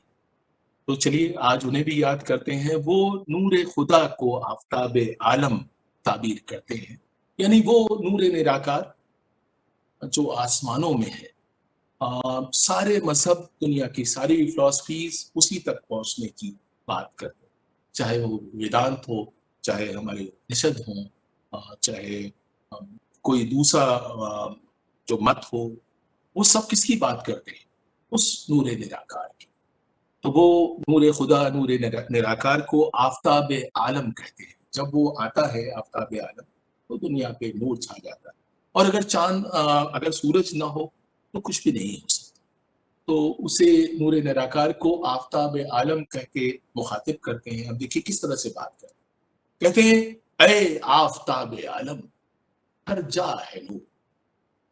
ऐ आफताब आलम हर जा है नूर तेरा, हर जर्रे में चमकता कैसा है नूर तेरा। तू शम्म है मुनव्वर, तू शम्म है मुनव्वर फानूस के है। ये पूरी जो कायनात है, जो पूरी सृष्टि है, ये फानूस है और इस फानूस ने नूर निराकार को अपने घेरे में ले रखा। और हम लोग फानूस को देखते हैं, लेकिन फानूस से जो रोशनी आ रही है वो उसकी है। ऐ आफताब आलम हर जा है नूर तेरा, हर जर्रे में चमकता कैसा है नूर तेरा। तू शम्म है मुनव्वर फानूस के है अंदर, महफिल में सारी लेकिन फैला है नूर तेरा। तू है चिराग रोशन, तू है चिराग रोशन, आलम में जलवा अफगन, खिलवत में बज़ में भी छाया है नूर तेरा। रोशन है तुझसे अख्तर, अख्तर माने तारे, शम्सो कमर यानी कि चांद और सूरज। रोशन है तुझसे अख्तर, शम्सो कमर है अनवर, हर शान में मुनव्वर क्या क्या है। बात अगर सूफीज्म की जाए तो पंजाब के बगैर मुकम्मल नहीं हो सकती। यूं तो सभी जानते हैं कि पंजाब को 5 दरियाओं का देश माना जाता है, लेकिन जो बात कम ही लोग ध्यान देते हैं वो ये है कि पंजाब तसव्वुफ के भी 5 दरियाओं का देश है, या उससे बहुत ज्यादा। लेकिन चूंकि मुझे 5 याद आया तो मैंने कह दिया। और सूफीज्म के ये 5 दरिया हैं, बाबा फरीद, बाबा गुरु नानक, वारिस शाह, सुल्तान बाहू और बुल्ले शाह। इन बुजुर्गों के कलाम और प्याम का नूर पंजाब के लोकगीतों में, वहां के मिजाज में, वहां की मिट्टी में, वहां के लोगों के ज़हन दिल में, वहां की गायकी की रोशनी में झलकता है। इस वक्त पूनम तलवार साहिबा हमारे साथ हैं। पूनम तलवार साहिबा एक बहुत अच्छी इंसान और एक बहुत अच्छी फनकार है। सूफियों वाला इनकिसार भी है। वो इतनी हम्बल है कि वो ये भी नहीं चाहती हैं कि उनके तारुफ में कुछ भी कहा जाए। मैं ये जो बोल रहा हूँ उनको बिल्कुल अच्छा नहीं लग रहा होगा, क्योंकि वो ये भी नहीं बताना चाहती हैं कि वो न सिर्फ निहायत बाज़ौक़ हैं बल्कि वो खुद भी अच्छा लिखती हैं। अभी जब आप पूनम जी की चमकीली आवाज़ का दीदार कानों की आंखों से करें, अपने कानों की आंखों से करें, तो ये बात अपने आप आपकी समझ में आ जाएगी कि वो क्यों तारुफ वगैरह पसंद नहीं करती। इतनी अच्छी गायकी को तारुफ की जरूरत ही क्या है। इसलिए अब मैं चुप रहूंगा, मैं कुछ नहीं कहूंगा। Over to Poonam ji and her guide. शुक्रिया दानिश जी, बहुत बहुत शुक्रिया। Am I audible? मेरी आवाज आ रही है? जी, जी, आपने फिर भी बहुत तारीफ कर दी। आपको सुनना नहीं चाहिए। नहीं नहीं, ठीक है। बहुत ही खूबसूरत महफिल है मैं मेरे मौसीकी हाथ और में स्पीकर बंद कर देता। नहीं नहीं नहीं नहीं नहीं, ऐसा कुछ नहीं। मैं आई एम हम्बल्ड। बहुत सुंदर महफिल है, बहुत खूबसूरत महफिल है मौसीकी और शायरी की, और मैं इसका हिस्सा हूँ। आपका बहुत बहुत शुक्रिया इस बात के लिए। और रोशनी की महफिल है, दुआ है ये रोशनी सब तक पहुंचे, सबके दिलों को जाके रोशन करे। अव्वल अल्लाह नूर पाया, कुदरत के सब बंदे एक नूर ते सब जग उपजया, को पले को मंदे।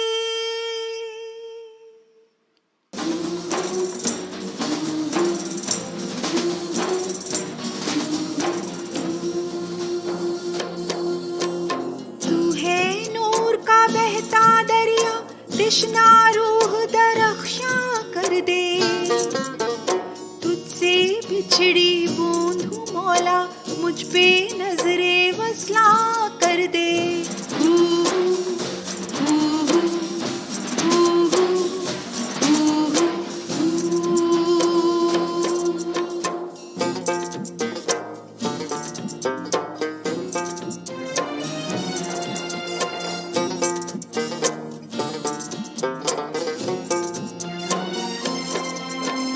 दिल परवाना इश्क में तेरे उड़ता जाए मंजिल मंजिल, शम्मा की लो में जलने को तरसे ये दिल दीवाना दिल। शम्मा की लो में जलने को तरसे ये दिल दीवाना दिल।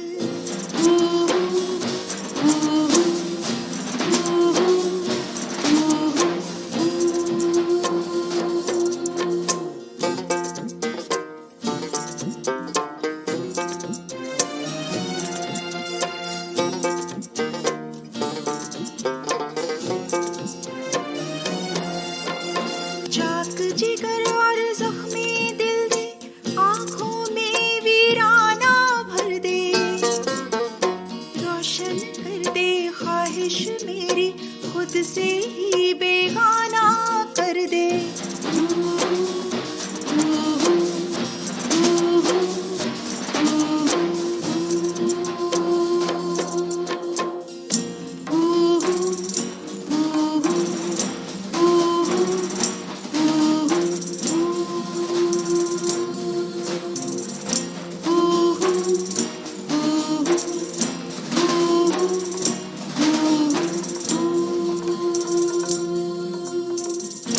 बहुत बहुत शुक्रिया, थैंक यू। जी बहुत शुक्रिया, नवाजिश करम, मेहरबानी। जी बहुत अच्छा लगा, बहुत मजा आया, और पूरे टाइम मुझे बस ये याद कर रहा हूँ कि ये अगर इन पर्सन ये महफिल होती, हम लोग एक दूसरे के रूबरू होते, तो सब कुछ कितना खूबसूरत होता। तो चलिए मिलके सब लोग दुआ करते हैं कि जल्द ही ये क्राइसिस किसी तरह से खत्म हो जाए, और हमारी जो महफिलें हैं, जो हमारे इंटरेक्शंस हैं, वो फिर से उसी हालत में, उसी दुनिया में, उसी जमाने में पहुंच जाएं जैसे कोविड की मुसीबत से पहले थे। तो ख्वातीन और हज़रात, अब हम बिल्कुल आखिरी हिस्से में अपने प्रोग्राम के पहुंच चुके हैं। मैं याद करना चाहूँगा, उर्दू के एक उस्ताद शायर थे, उनका नाम था साधु राम आरजू। ये सहारनपुर के रहने वाले थे, और लाहौर में भी थे, कलकत्ता में थे, बहुत से शहरों में थे। मैंने उनके बारे में पढ़ा, वो अल्लामा इकबाल से बहुत मुतासिर थे और ऑलमोस्ट मतलब उनके शागिर्द तो नहीं थे, लेकिन फिर भी उनके बच्चों की तरह से थे और बेटा कह के उनको इकबाल मुखातिब करते थे। श्री कृष्ण की आमद, आप सबको याद है कि जब जन्माष्टमी होती है तो वो भादों की रात होती है और सबसे काली रात होती है। तो जन्माष्टमी पे उनकी एक नज्म है जो बिल्कुल इकबाल के अंदाज की है, और अंधेरे पर रोशनी की जीत का मंजर हमें उस नज्म में एक खास अंदाज से मिलता है और एक बहुत अच्छा इत्तेफाक है, बहुत ही खूबसूरत इत्तेफाक है। मैंने इससे पहले भी एक आध बार इसका तस्करा किया कि वहीं के एक शायर थे जो कि ईसाई शायर थे उर्दू के, उनका नाम था D.A. हरिसन कुर्बान। उन्हें बहुत अकीदत थी साधु राम जी से, तो साधु राम ने ये नज्म लिखी और इसको ज्यादा अहमियत नहीं दी, लेकिन D.A. हरिसन ने इसको अपने किताब में शामिल किया, तो हम तक ये पहुंची है एक ईसाई शायर की मदद से।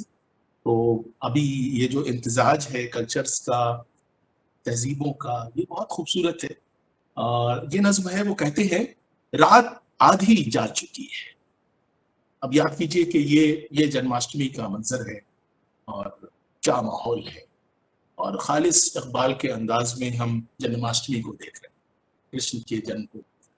कहते हैं रात आधी आ चुकी है, हर फिजा खामोश है, महफिले अंजुम यानी सितारों की अंजुम, कोई खुद तजल्ली कोश है, यानी नूरे निराकार जो है वो तारों की महफिल में आ गया है, खुद भी चमक रहा है। रात आधी आ चुकी है, हर फिजा खामोश है, महफिले अंजुम में कोई खुद तजल्ली कोश है, वक्त की तकदीर का आलम बदल जाए, जिंदगी एहसास के साचे में ढल जाए, जिंदगी के होश में आने का मौसम आ गया, फिर किसी के नाज फरमाने का मौसम आ गया। अब ये नूरे निराकार जो है फिर से नाज फरमाने वाला है, औज पर है किस्मत। औज का मतलब उरूज पे है, अपने कल्मिनेशन पे। औज पर है किस्मत, सद आरज़ुए कामयाब, उठ चुकी है रूए पिन्हाने हकीकत से नकाब। मतले हस्ती से तारीकी के बादल छट गए, ऐ लो फिर मशरिक़े भारत से निकला आफताब।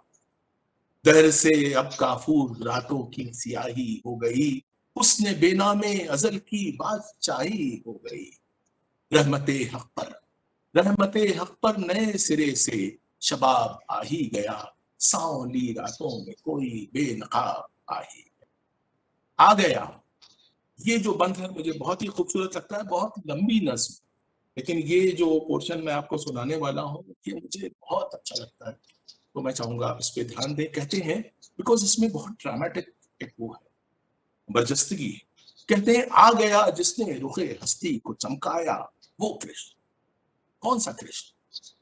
वो जिसने रुखे हस्ती को चमकाया, वो कृष्ण जिसने फितरत के हर एक गेसू को सुलझाया, वो कृष्ण। अब देखिए ये जो मानी की लहरें हैं, लेयर्स हैं, जिसने फितरत के हर एक गेसू को सुलझाया। अब देखिए उर्दू शायरी का इससे खूबसूरत इस्तेमाल गीता के लिए किया जा रहा है। फितरत का हर एक गेसू में, अब आप मुझे देख के आप समझ सकते हैं कि मुझे क्या गेसुओं का आइडिया, मैं क्या सुलझाऊंगा। एक जमाना हो गया कंघे की जरूरत नहीं पड़ी, लेकिन जो इस वक्त ख्वातीन है आप उनकी तरफ देखिए और इस शेर का मतलब समझिए।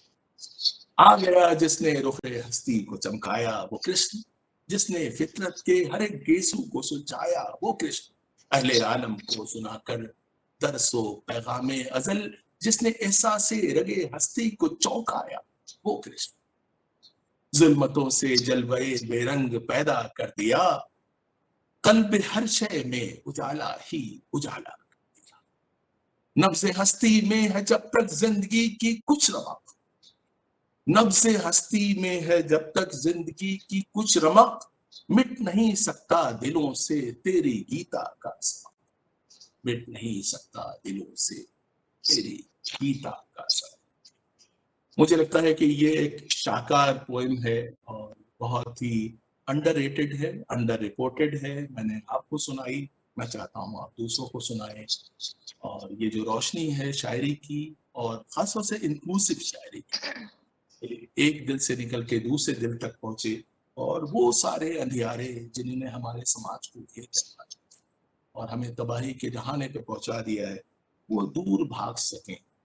जैसे श्री कृष्ण के जन्म के बाद कंस का हाल हुआ था, ऐसे आज के कंस मारे गए। अब आइए बात करते हैं सन 1833 में सेंट जॉन हेनरी न्यूमन ने, सेंट जॉन हेनरी न्यूमन, उन्होंने एक हम्द लिखा। हम उर्दू में उसे हम्द कहते हैं, हिंदी में आप उसे भजन कहते हैं। उन्होंने एक भजन लिखा, यानी कि भजन हम यानी जो खुदा की तारीफ में लिखा जाए। उन्होंने लिखा, lead kindly light amid the encircling blue. तो इसको मैंने तर्जुमा किया और बहुत ही बुरा तर्जुमा है, मुझे शायरी नहीं आती। ऐ नूर खुदा रास्ता हमको दिखा, रास्ता अंधेरे से हमको बचाने वाला, दुख दर्द दूर भगाने। अपने घर से दूर हम और रात की स्याही बढ़ती जाती है, दूरी का कुछ गम नहीं हमको, मंजिल की जानिब एक कदम ही काफी है। उस एक कदम को हमको दिखा है नूर। तो देखते देखते किसी रोशनी की तरह ही ये जो भजन है, ये जो हम्द है, ये पूरी दुनिया में फैल गया। 1909 में इंग्लैंड की एक कोयले की खान में एक बहुत ही भयानक हादसा हुआ, जब गहरी खान की सुरंग में जहरीली गैस के धमाके के बाद 150-200 मजदूर फंस गए और खान में मुकम्मल अंधेरा था। बच निकलने का कोई रास्ता नहीं था, मौत का साया एक एक पल आगे बढ़ रहा था। जो मजदूर बचकर भागना चाहता था वो जहरीली गैस से मर जाता। तभी एक मजदूर अंधेरे में ये मसीही भजन गाने लगा, कि ऐ नूर खुदा रास्ता हमको दिखा, रास्ता अंधेरे से हमको बचाने वाला, घर तक पहुंचाने वाला। फिर क्या था, थोड़ी देर में हर मजदूर अंधेरे में, आप सोचिए कि खान का अंधेरा, सांस नहीं ली जा रही है, कि थोड़ी सी एयर पॉकेट्स थी और वो सब मिलके गाने लगे। और फिर इस भजन का ये चमत्कार हुआ, ये मौजज़ा हुआ, ये करिश्मा हुआ। इसे नूरे खुदा का, नूरे निराकार का करिश्मा ही कहा जाएगा, कि इसी मायूसी में ये जो भजन गाया, ये शम्मे उम्मीद बन गया और कई दिनों के बाद बहुत से लोगों को कोयले की खान से जिंदा बचा दिया। एक और किस्सा मुझे याद आता है इस भजन का, कि जब 14 अप्रैल 1912 की बदकिस्मत काली रात में समंदरी जहाज टाइटैनिक एक आइसबर्ग से टकराया था, तो अहम उसी वक्त मैरियन राइट जो है वो यही भजन गा रही थी। और ये शायद इसी की बरकत थी कि वो सारे लोग जो जहाज में इस भजन को सुन रहे थे, वो सब के सब जिंदा बचा लिए। महात्मा गांधी ने, कहा जाता है कि ये भजन पहली मर्तबा साउथ अफ्रीका में सुना था और उनको इतना ज्यादा पसंद आया कि ये उनका फेवरेट भजन बन गया। उनकी प्रार्थना सभाओं में ये पाबंदी से गाया जाता था और कई बार महात्मा गांधी ने जब अपना आमरण अनशन खत्म किया तो उस वक्त ही उन्होंने फरमाइश करके इस भजन को सुना, कि ऐ नूर खुदा रास्ता हमको दिखा, रास्ता अंधेरे से हमको बचाने वाला, रास्ता मंजिल की राह। दूसरी जानिब गुरुदेव टैगोर का एक उदास नगमा है, एक जो कि एक ऐसी मिसाल है जिसमें रोशनी भी है और जोश दर्द की आंच बल्कि गर्मी भी। अगुनीर पौरुषमणि छुआओ प्राणी, ई जीवान पुण्य होकर। शमायता दास इस वक्त हमारे साथ है, जिन्होंने महात्मा गांधी के पसंदीदा मगरबी भजन और टैगोर के नगमे को मिलाकर मशरिक और मगरिब का एक बहुत ही खूबसूरत इम्तिजाज, एक ऐसा खूबसूरत संगम पैदा किया है जो बड़ा मनमोहक है, बहुत खूबसूरत है, दिलफरेब है। निजी जिंदगी में भी शमायता ने ओडिसी, रक्स, ब्रॉडकास्टिंग और एंथ्रोपोलॉजी और कितनी अच्छी अच्छी चीजों को मिला के एक बहुत अच्छा संगम पैदा किया है जो मुश्किल से ही देखने में आता है। ओवर टू शमायता दास, जो मेरी एक ऐसी कुलीग हैं, जो कुलीग हैं भी और नहीं भी हैं। मैं एक ऐसी डिपार्टमेंट में काम करता था जिसे मैंने छोड़ा और इन्हें ज्वाइन किया, लेकिन मैं इन्हें कुलीग मानता हूँ। जी, ओवर टू शमायता। नमस्कार। और मैं दानिश सर, मैं समझ में नहीं आ रहा मैं कैसे बयां करूं कि मैं कितनी खुशकिस्मत हूँ कि आपने इस लायक समझा मुझे कि मैं ऐसे महफिल में मैं भी इसका एक हिस्सा बन सकूं। और मुझे कुछ और ज़्यादा एक्सप्लेन करने की ज़रूरत ही नहीं है, क्योंकि सब कुछ आपने बता ही दिया। क्योंकि जो गाना या एक तरीके से एक म्यूज़िक वीडियो ही बना है, क्योंकि मैं जहाँ रहती हूँ, मेरे घर में जो हमारे नीचे वाले मंजिल में रहते हैं, वो हार्ट पेशेंट है, तो मैं क्लासिकल डांस क्योंकि हेवी फुटस्टेप्स इन्वॉल्व करती है, तो मैं पैर मार के डांस नहीं कर सकती। तो एक पाबंदी लग चुकी है और लॉकडाउन है, बाहर निकलने का मौका नहीं था। तो मैंने कुछ क्रिएटिवली इसको ट्रीट करने की कोशिश की है कि अ, अंधेरे से रोशनी की तरफ हम सभी की यही प्रयास होती है कि हम journey from the darkness to the light. But मेरे इस प्रेजेंटेशन में it's not an escapism from the darkness. It is all about surviving the darkness with the resilience inside. तो जो हमारे अंदर वही जो अभी सभी ने बात की कि अंदर की जो अंदरूनी रोशनी है, शुरू में अरुणिमा जी ने बताया, तो इसी को थोड़ा सा आगे और बढ़ाते हुए कि मेरा एक प्रस्तुति है, और तो आइए देखते हैं।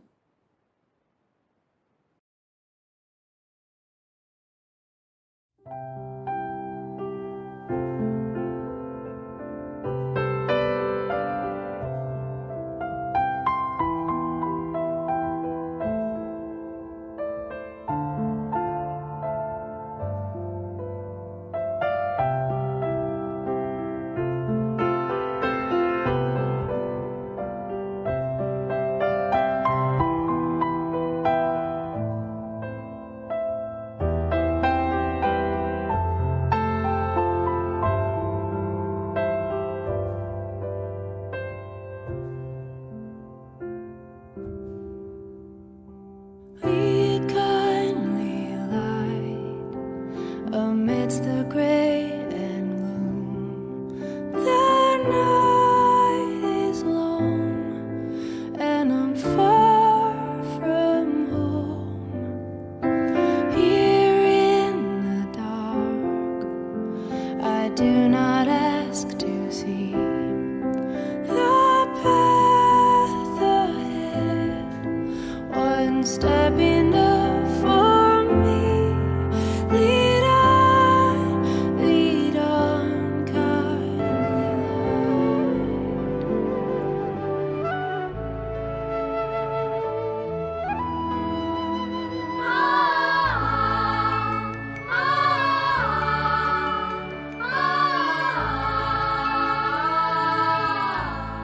আঁধারের গায়ে গায়ে পরশ তব, সারা রাত ফোটাক তারা নব নব।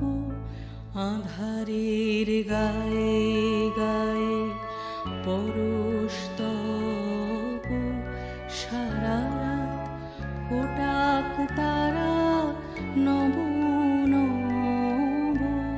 নয়নের দৃষ্টি হতে ঘুচবে কালো, যেখানে পড়বে সেথায় দেখবে আলো। ব্যথা মোর উঠবে জ্বলে ঊর্ধ্বপানে, ব্যথা মোর উঠবে জ্বলে ঊর্ধ্বপানে।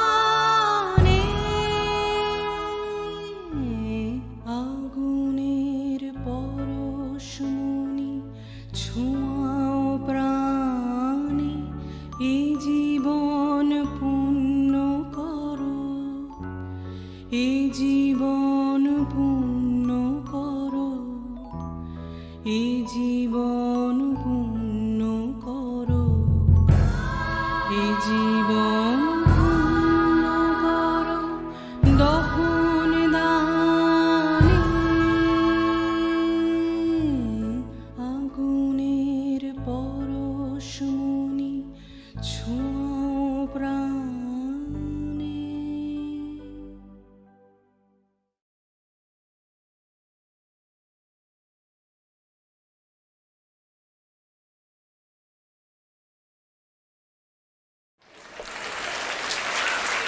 जी, आई होप सबको दिखाई दिया कोई।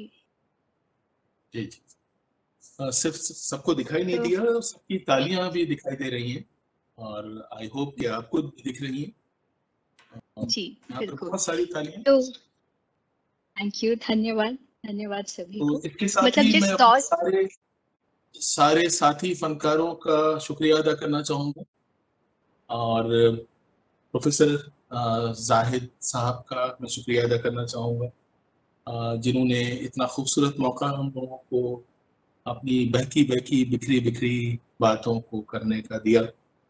और आज की शाम मुझे याद रहेगी बहुत ज़माने तक, हालांकि ये एक वर्चुअल शाम है, लेकिन उसके बावजूद हमारे साथी फनकारों की जो प्रस्तुतियां थी, जो उन्होंने पेशकश की, वो इतने दिल के साथ की कि मुझे उम्मीद है कि हम सबको आज की शाम बहुत दिनों तक याद रहेगी। इसकी रोशनी हमारे दिलों को मुनव्वर करती रहेगी। अब मैं चाहूँगा कि ये जो माइक्रोफोन है ये बंद कर दिया जाए और प्रोफेसर जाहिद हुसैन साहब को बहुत शुक्रिया आप सबका। बहुत बहुत शुक्रिया आप सब लोगों का, तमाम पार्टिसिपेंट्स का, और ख़ास तौर से मैं शुक्रिया अदा करना चाहूँगा दानिश साहब का, जिन्होंने मेरी ख्वाब की ताबीर आज पूरी कर दी। हुआ ऐसा कि 2015 में जब international year of light celebrate किया जा रहा था, तो उस वक्त मैंने एक इनागरल फंक्शन में न्यूजीलैंड के एक पार्टिसिपेंट ने एक नज्म सुनाई अंग्रेजी में, और चूंकि न्यूजीलैंड ईस्ट में है और वो न्यूजीलैंड एक ऐसा कंट्री है, 5 कंट्रीज में से एक था जिसने ये प्रपोज किया था कि इंटरनेशनल ईयर ऑफ लाइट मनाना चाहिए। तो that is the land of the rising sun basically. तो हमने सोचा कि क्यों ना शायरी को हिंदुस्तान में, खासतौर से उर्दू शायरी इतनी अच्छी है, मीठी है, क्यों ना इसको कभी हम जो है इसके साथ जोड़ें।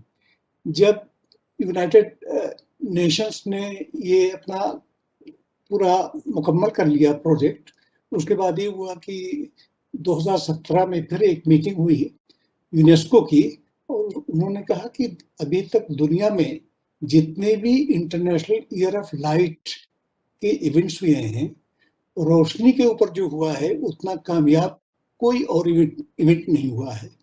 तकरीबन 150 मुल्कों ने पार्टिसिपेशन किया था उसमें, और वो इतना ज़बरदस्त पार्टिसिपेशन था कि फिर उसके बाद जो है मजबूर हो गए, मतलब यूनेस्को मजबूर हो गई कि 2018 से उन्होंने ये किया कि इंटरनेशनल डे ऑफ लाइट मनाया जाए।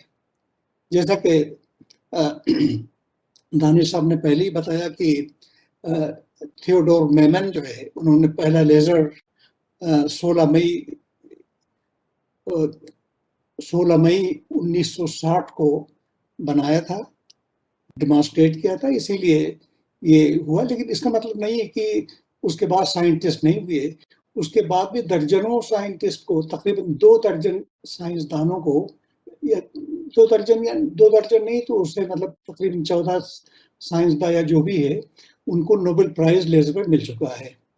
तो बहुत हमारी ख्वाहिश थी कि कोई इस तरह का प्रोग्राम बने।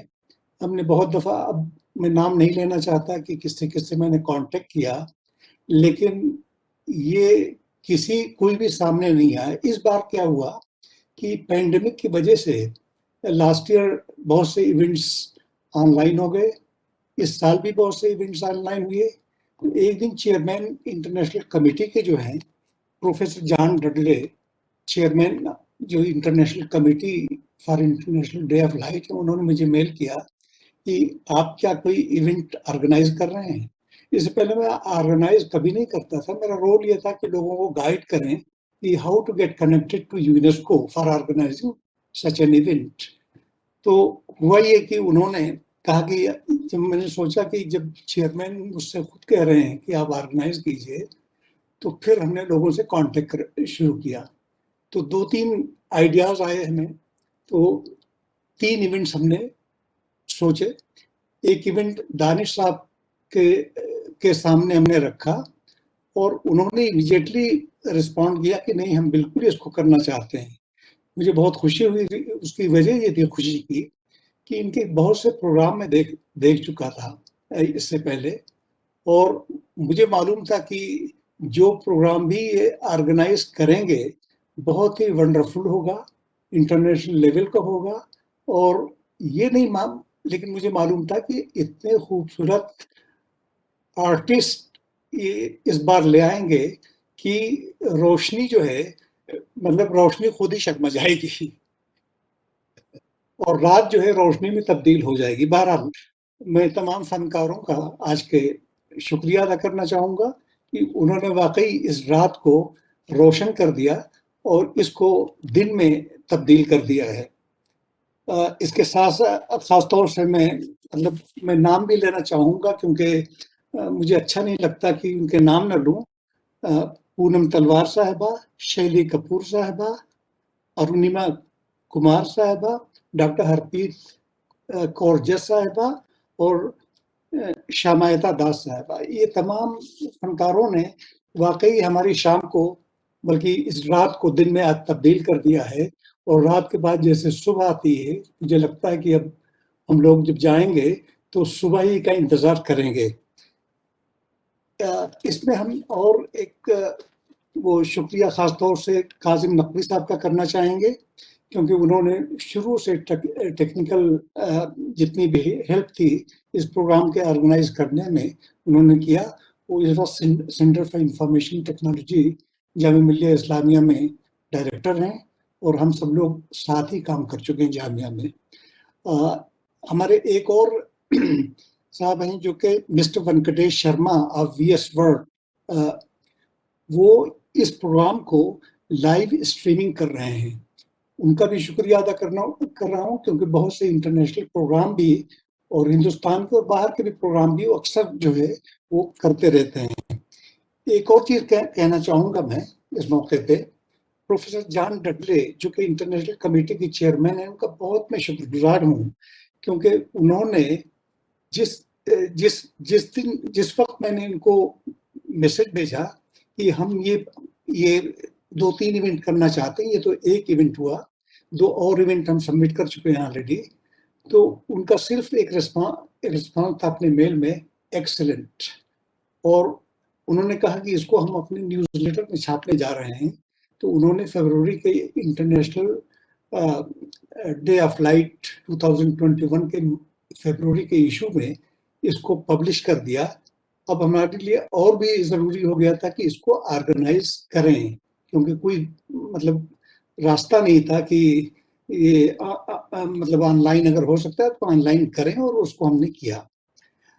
एक और चीज़ बताऊं मैं कि अभी उनका 2 दिनों पहले उनको मैंने इसके बारे में भेजा था, जो पोस्टर था, आपने उस पोस्टर के एंड में देखा होगा, ट्रस्ट इन साइंस का campaign UNESCO international day of light के मौके पे शुरू किया है। वो इसलिए शुरू किया है कि ये कोरोना वायरस के आने के बाद लोगों में वैक्सीन के खिलाफ भी बहुत से लोग बोलने लगे हैं, मतलब कुछ भी कहना शुरू कर दिया है कि साहब ये खराब है और इससे ये हो जाता है वो हो जाता है, जिसका कोई साइंटिफिक रीजनिंग नहीं है। तो यूनेस्को ने ये सोचा कि क्यों ना हम एक ट्रस्ट इन साइंस कैंपेन शुरू करें।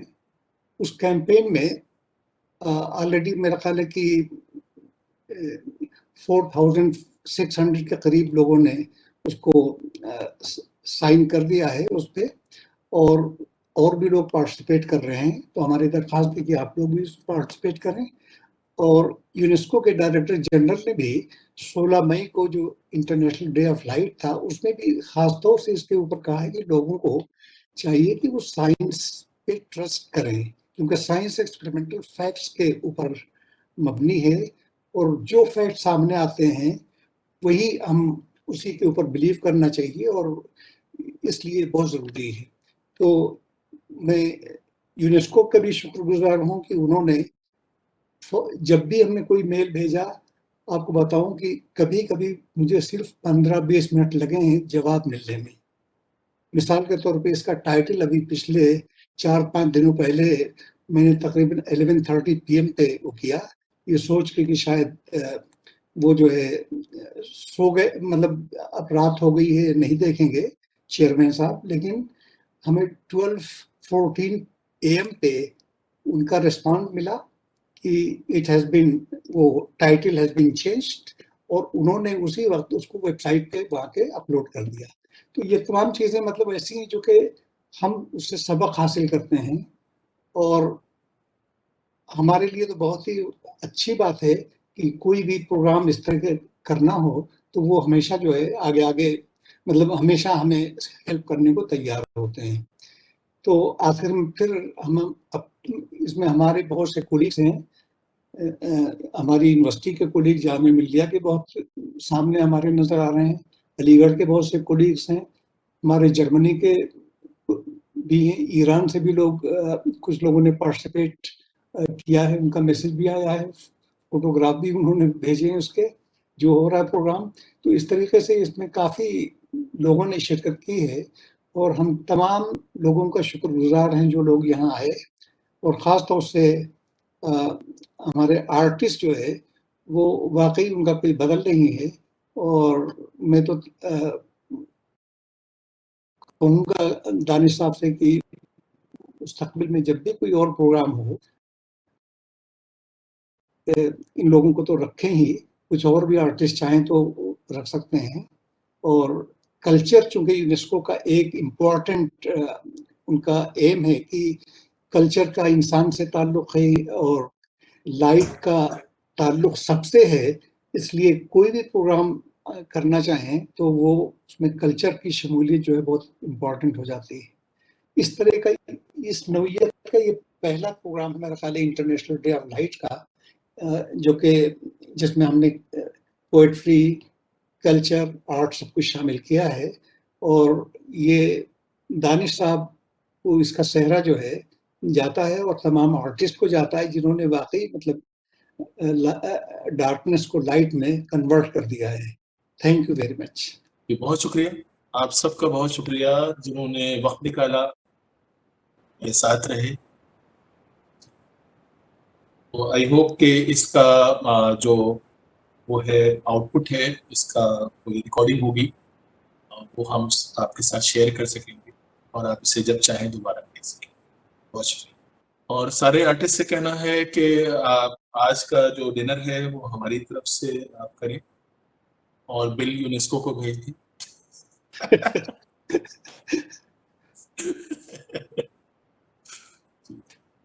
बहुत शुक्रिया, थैंक यू।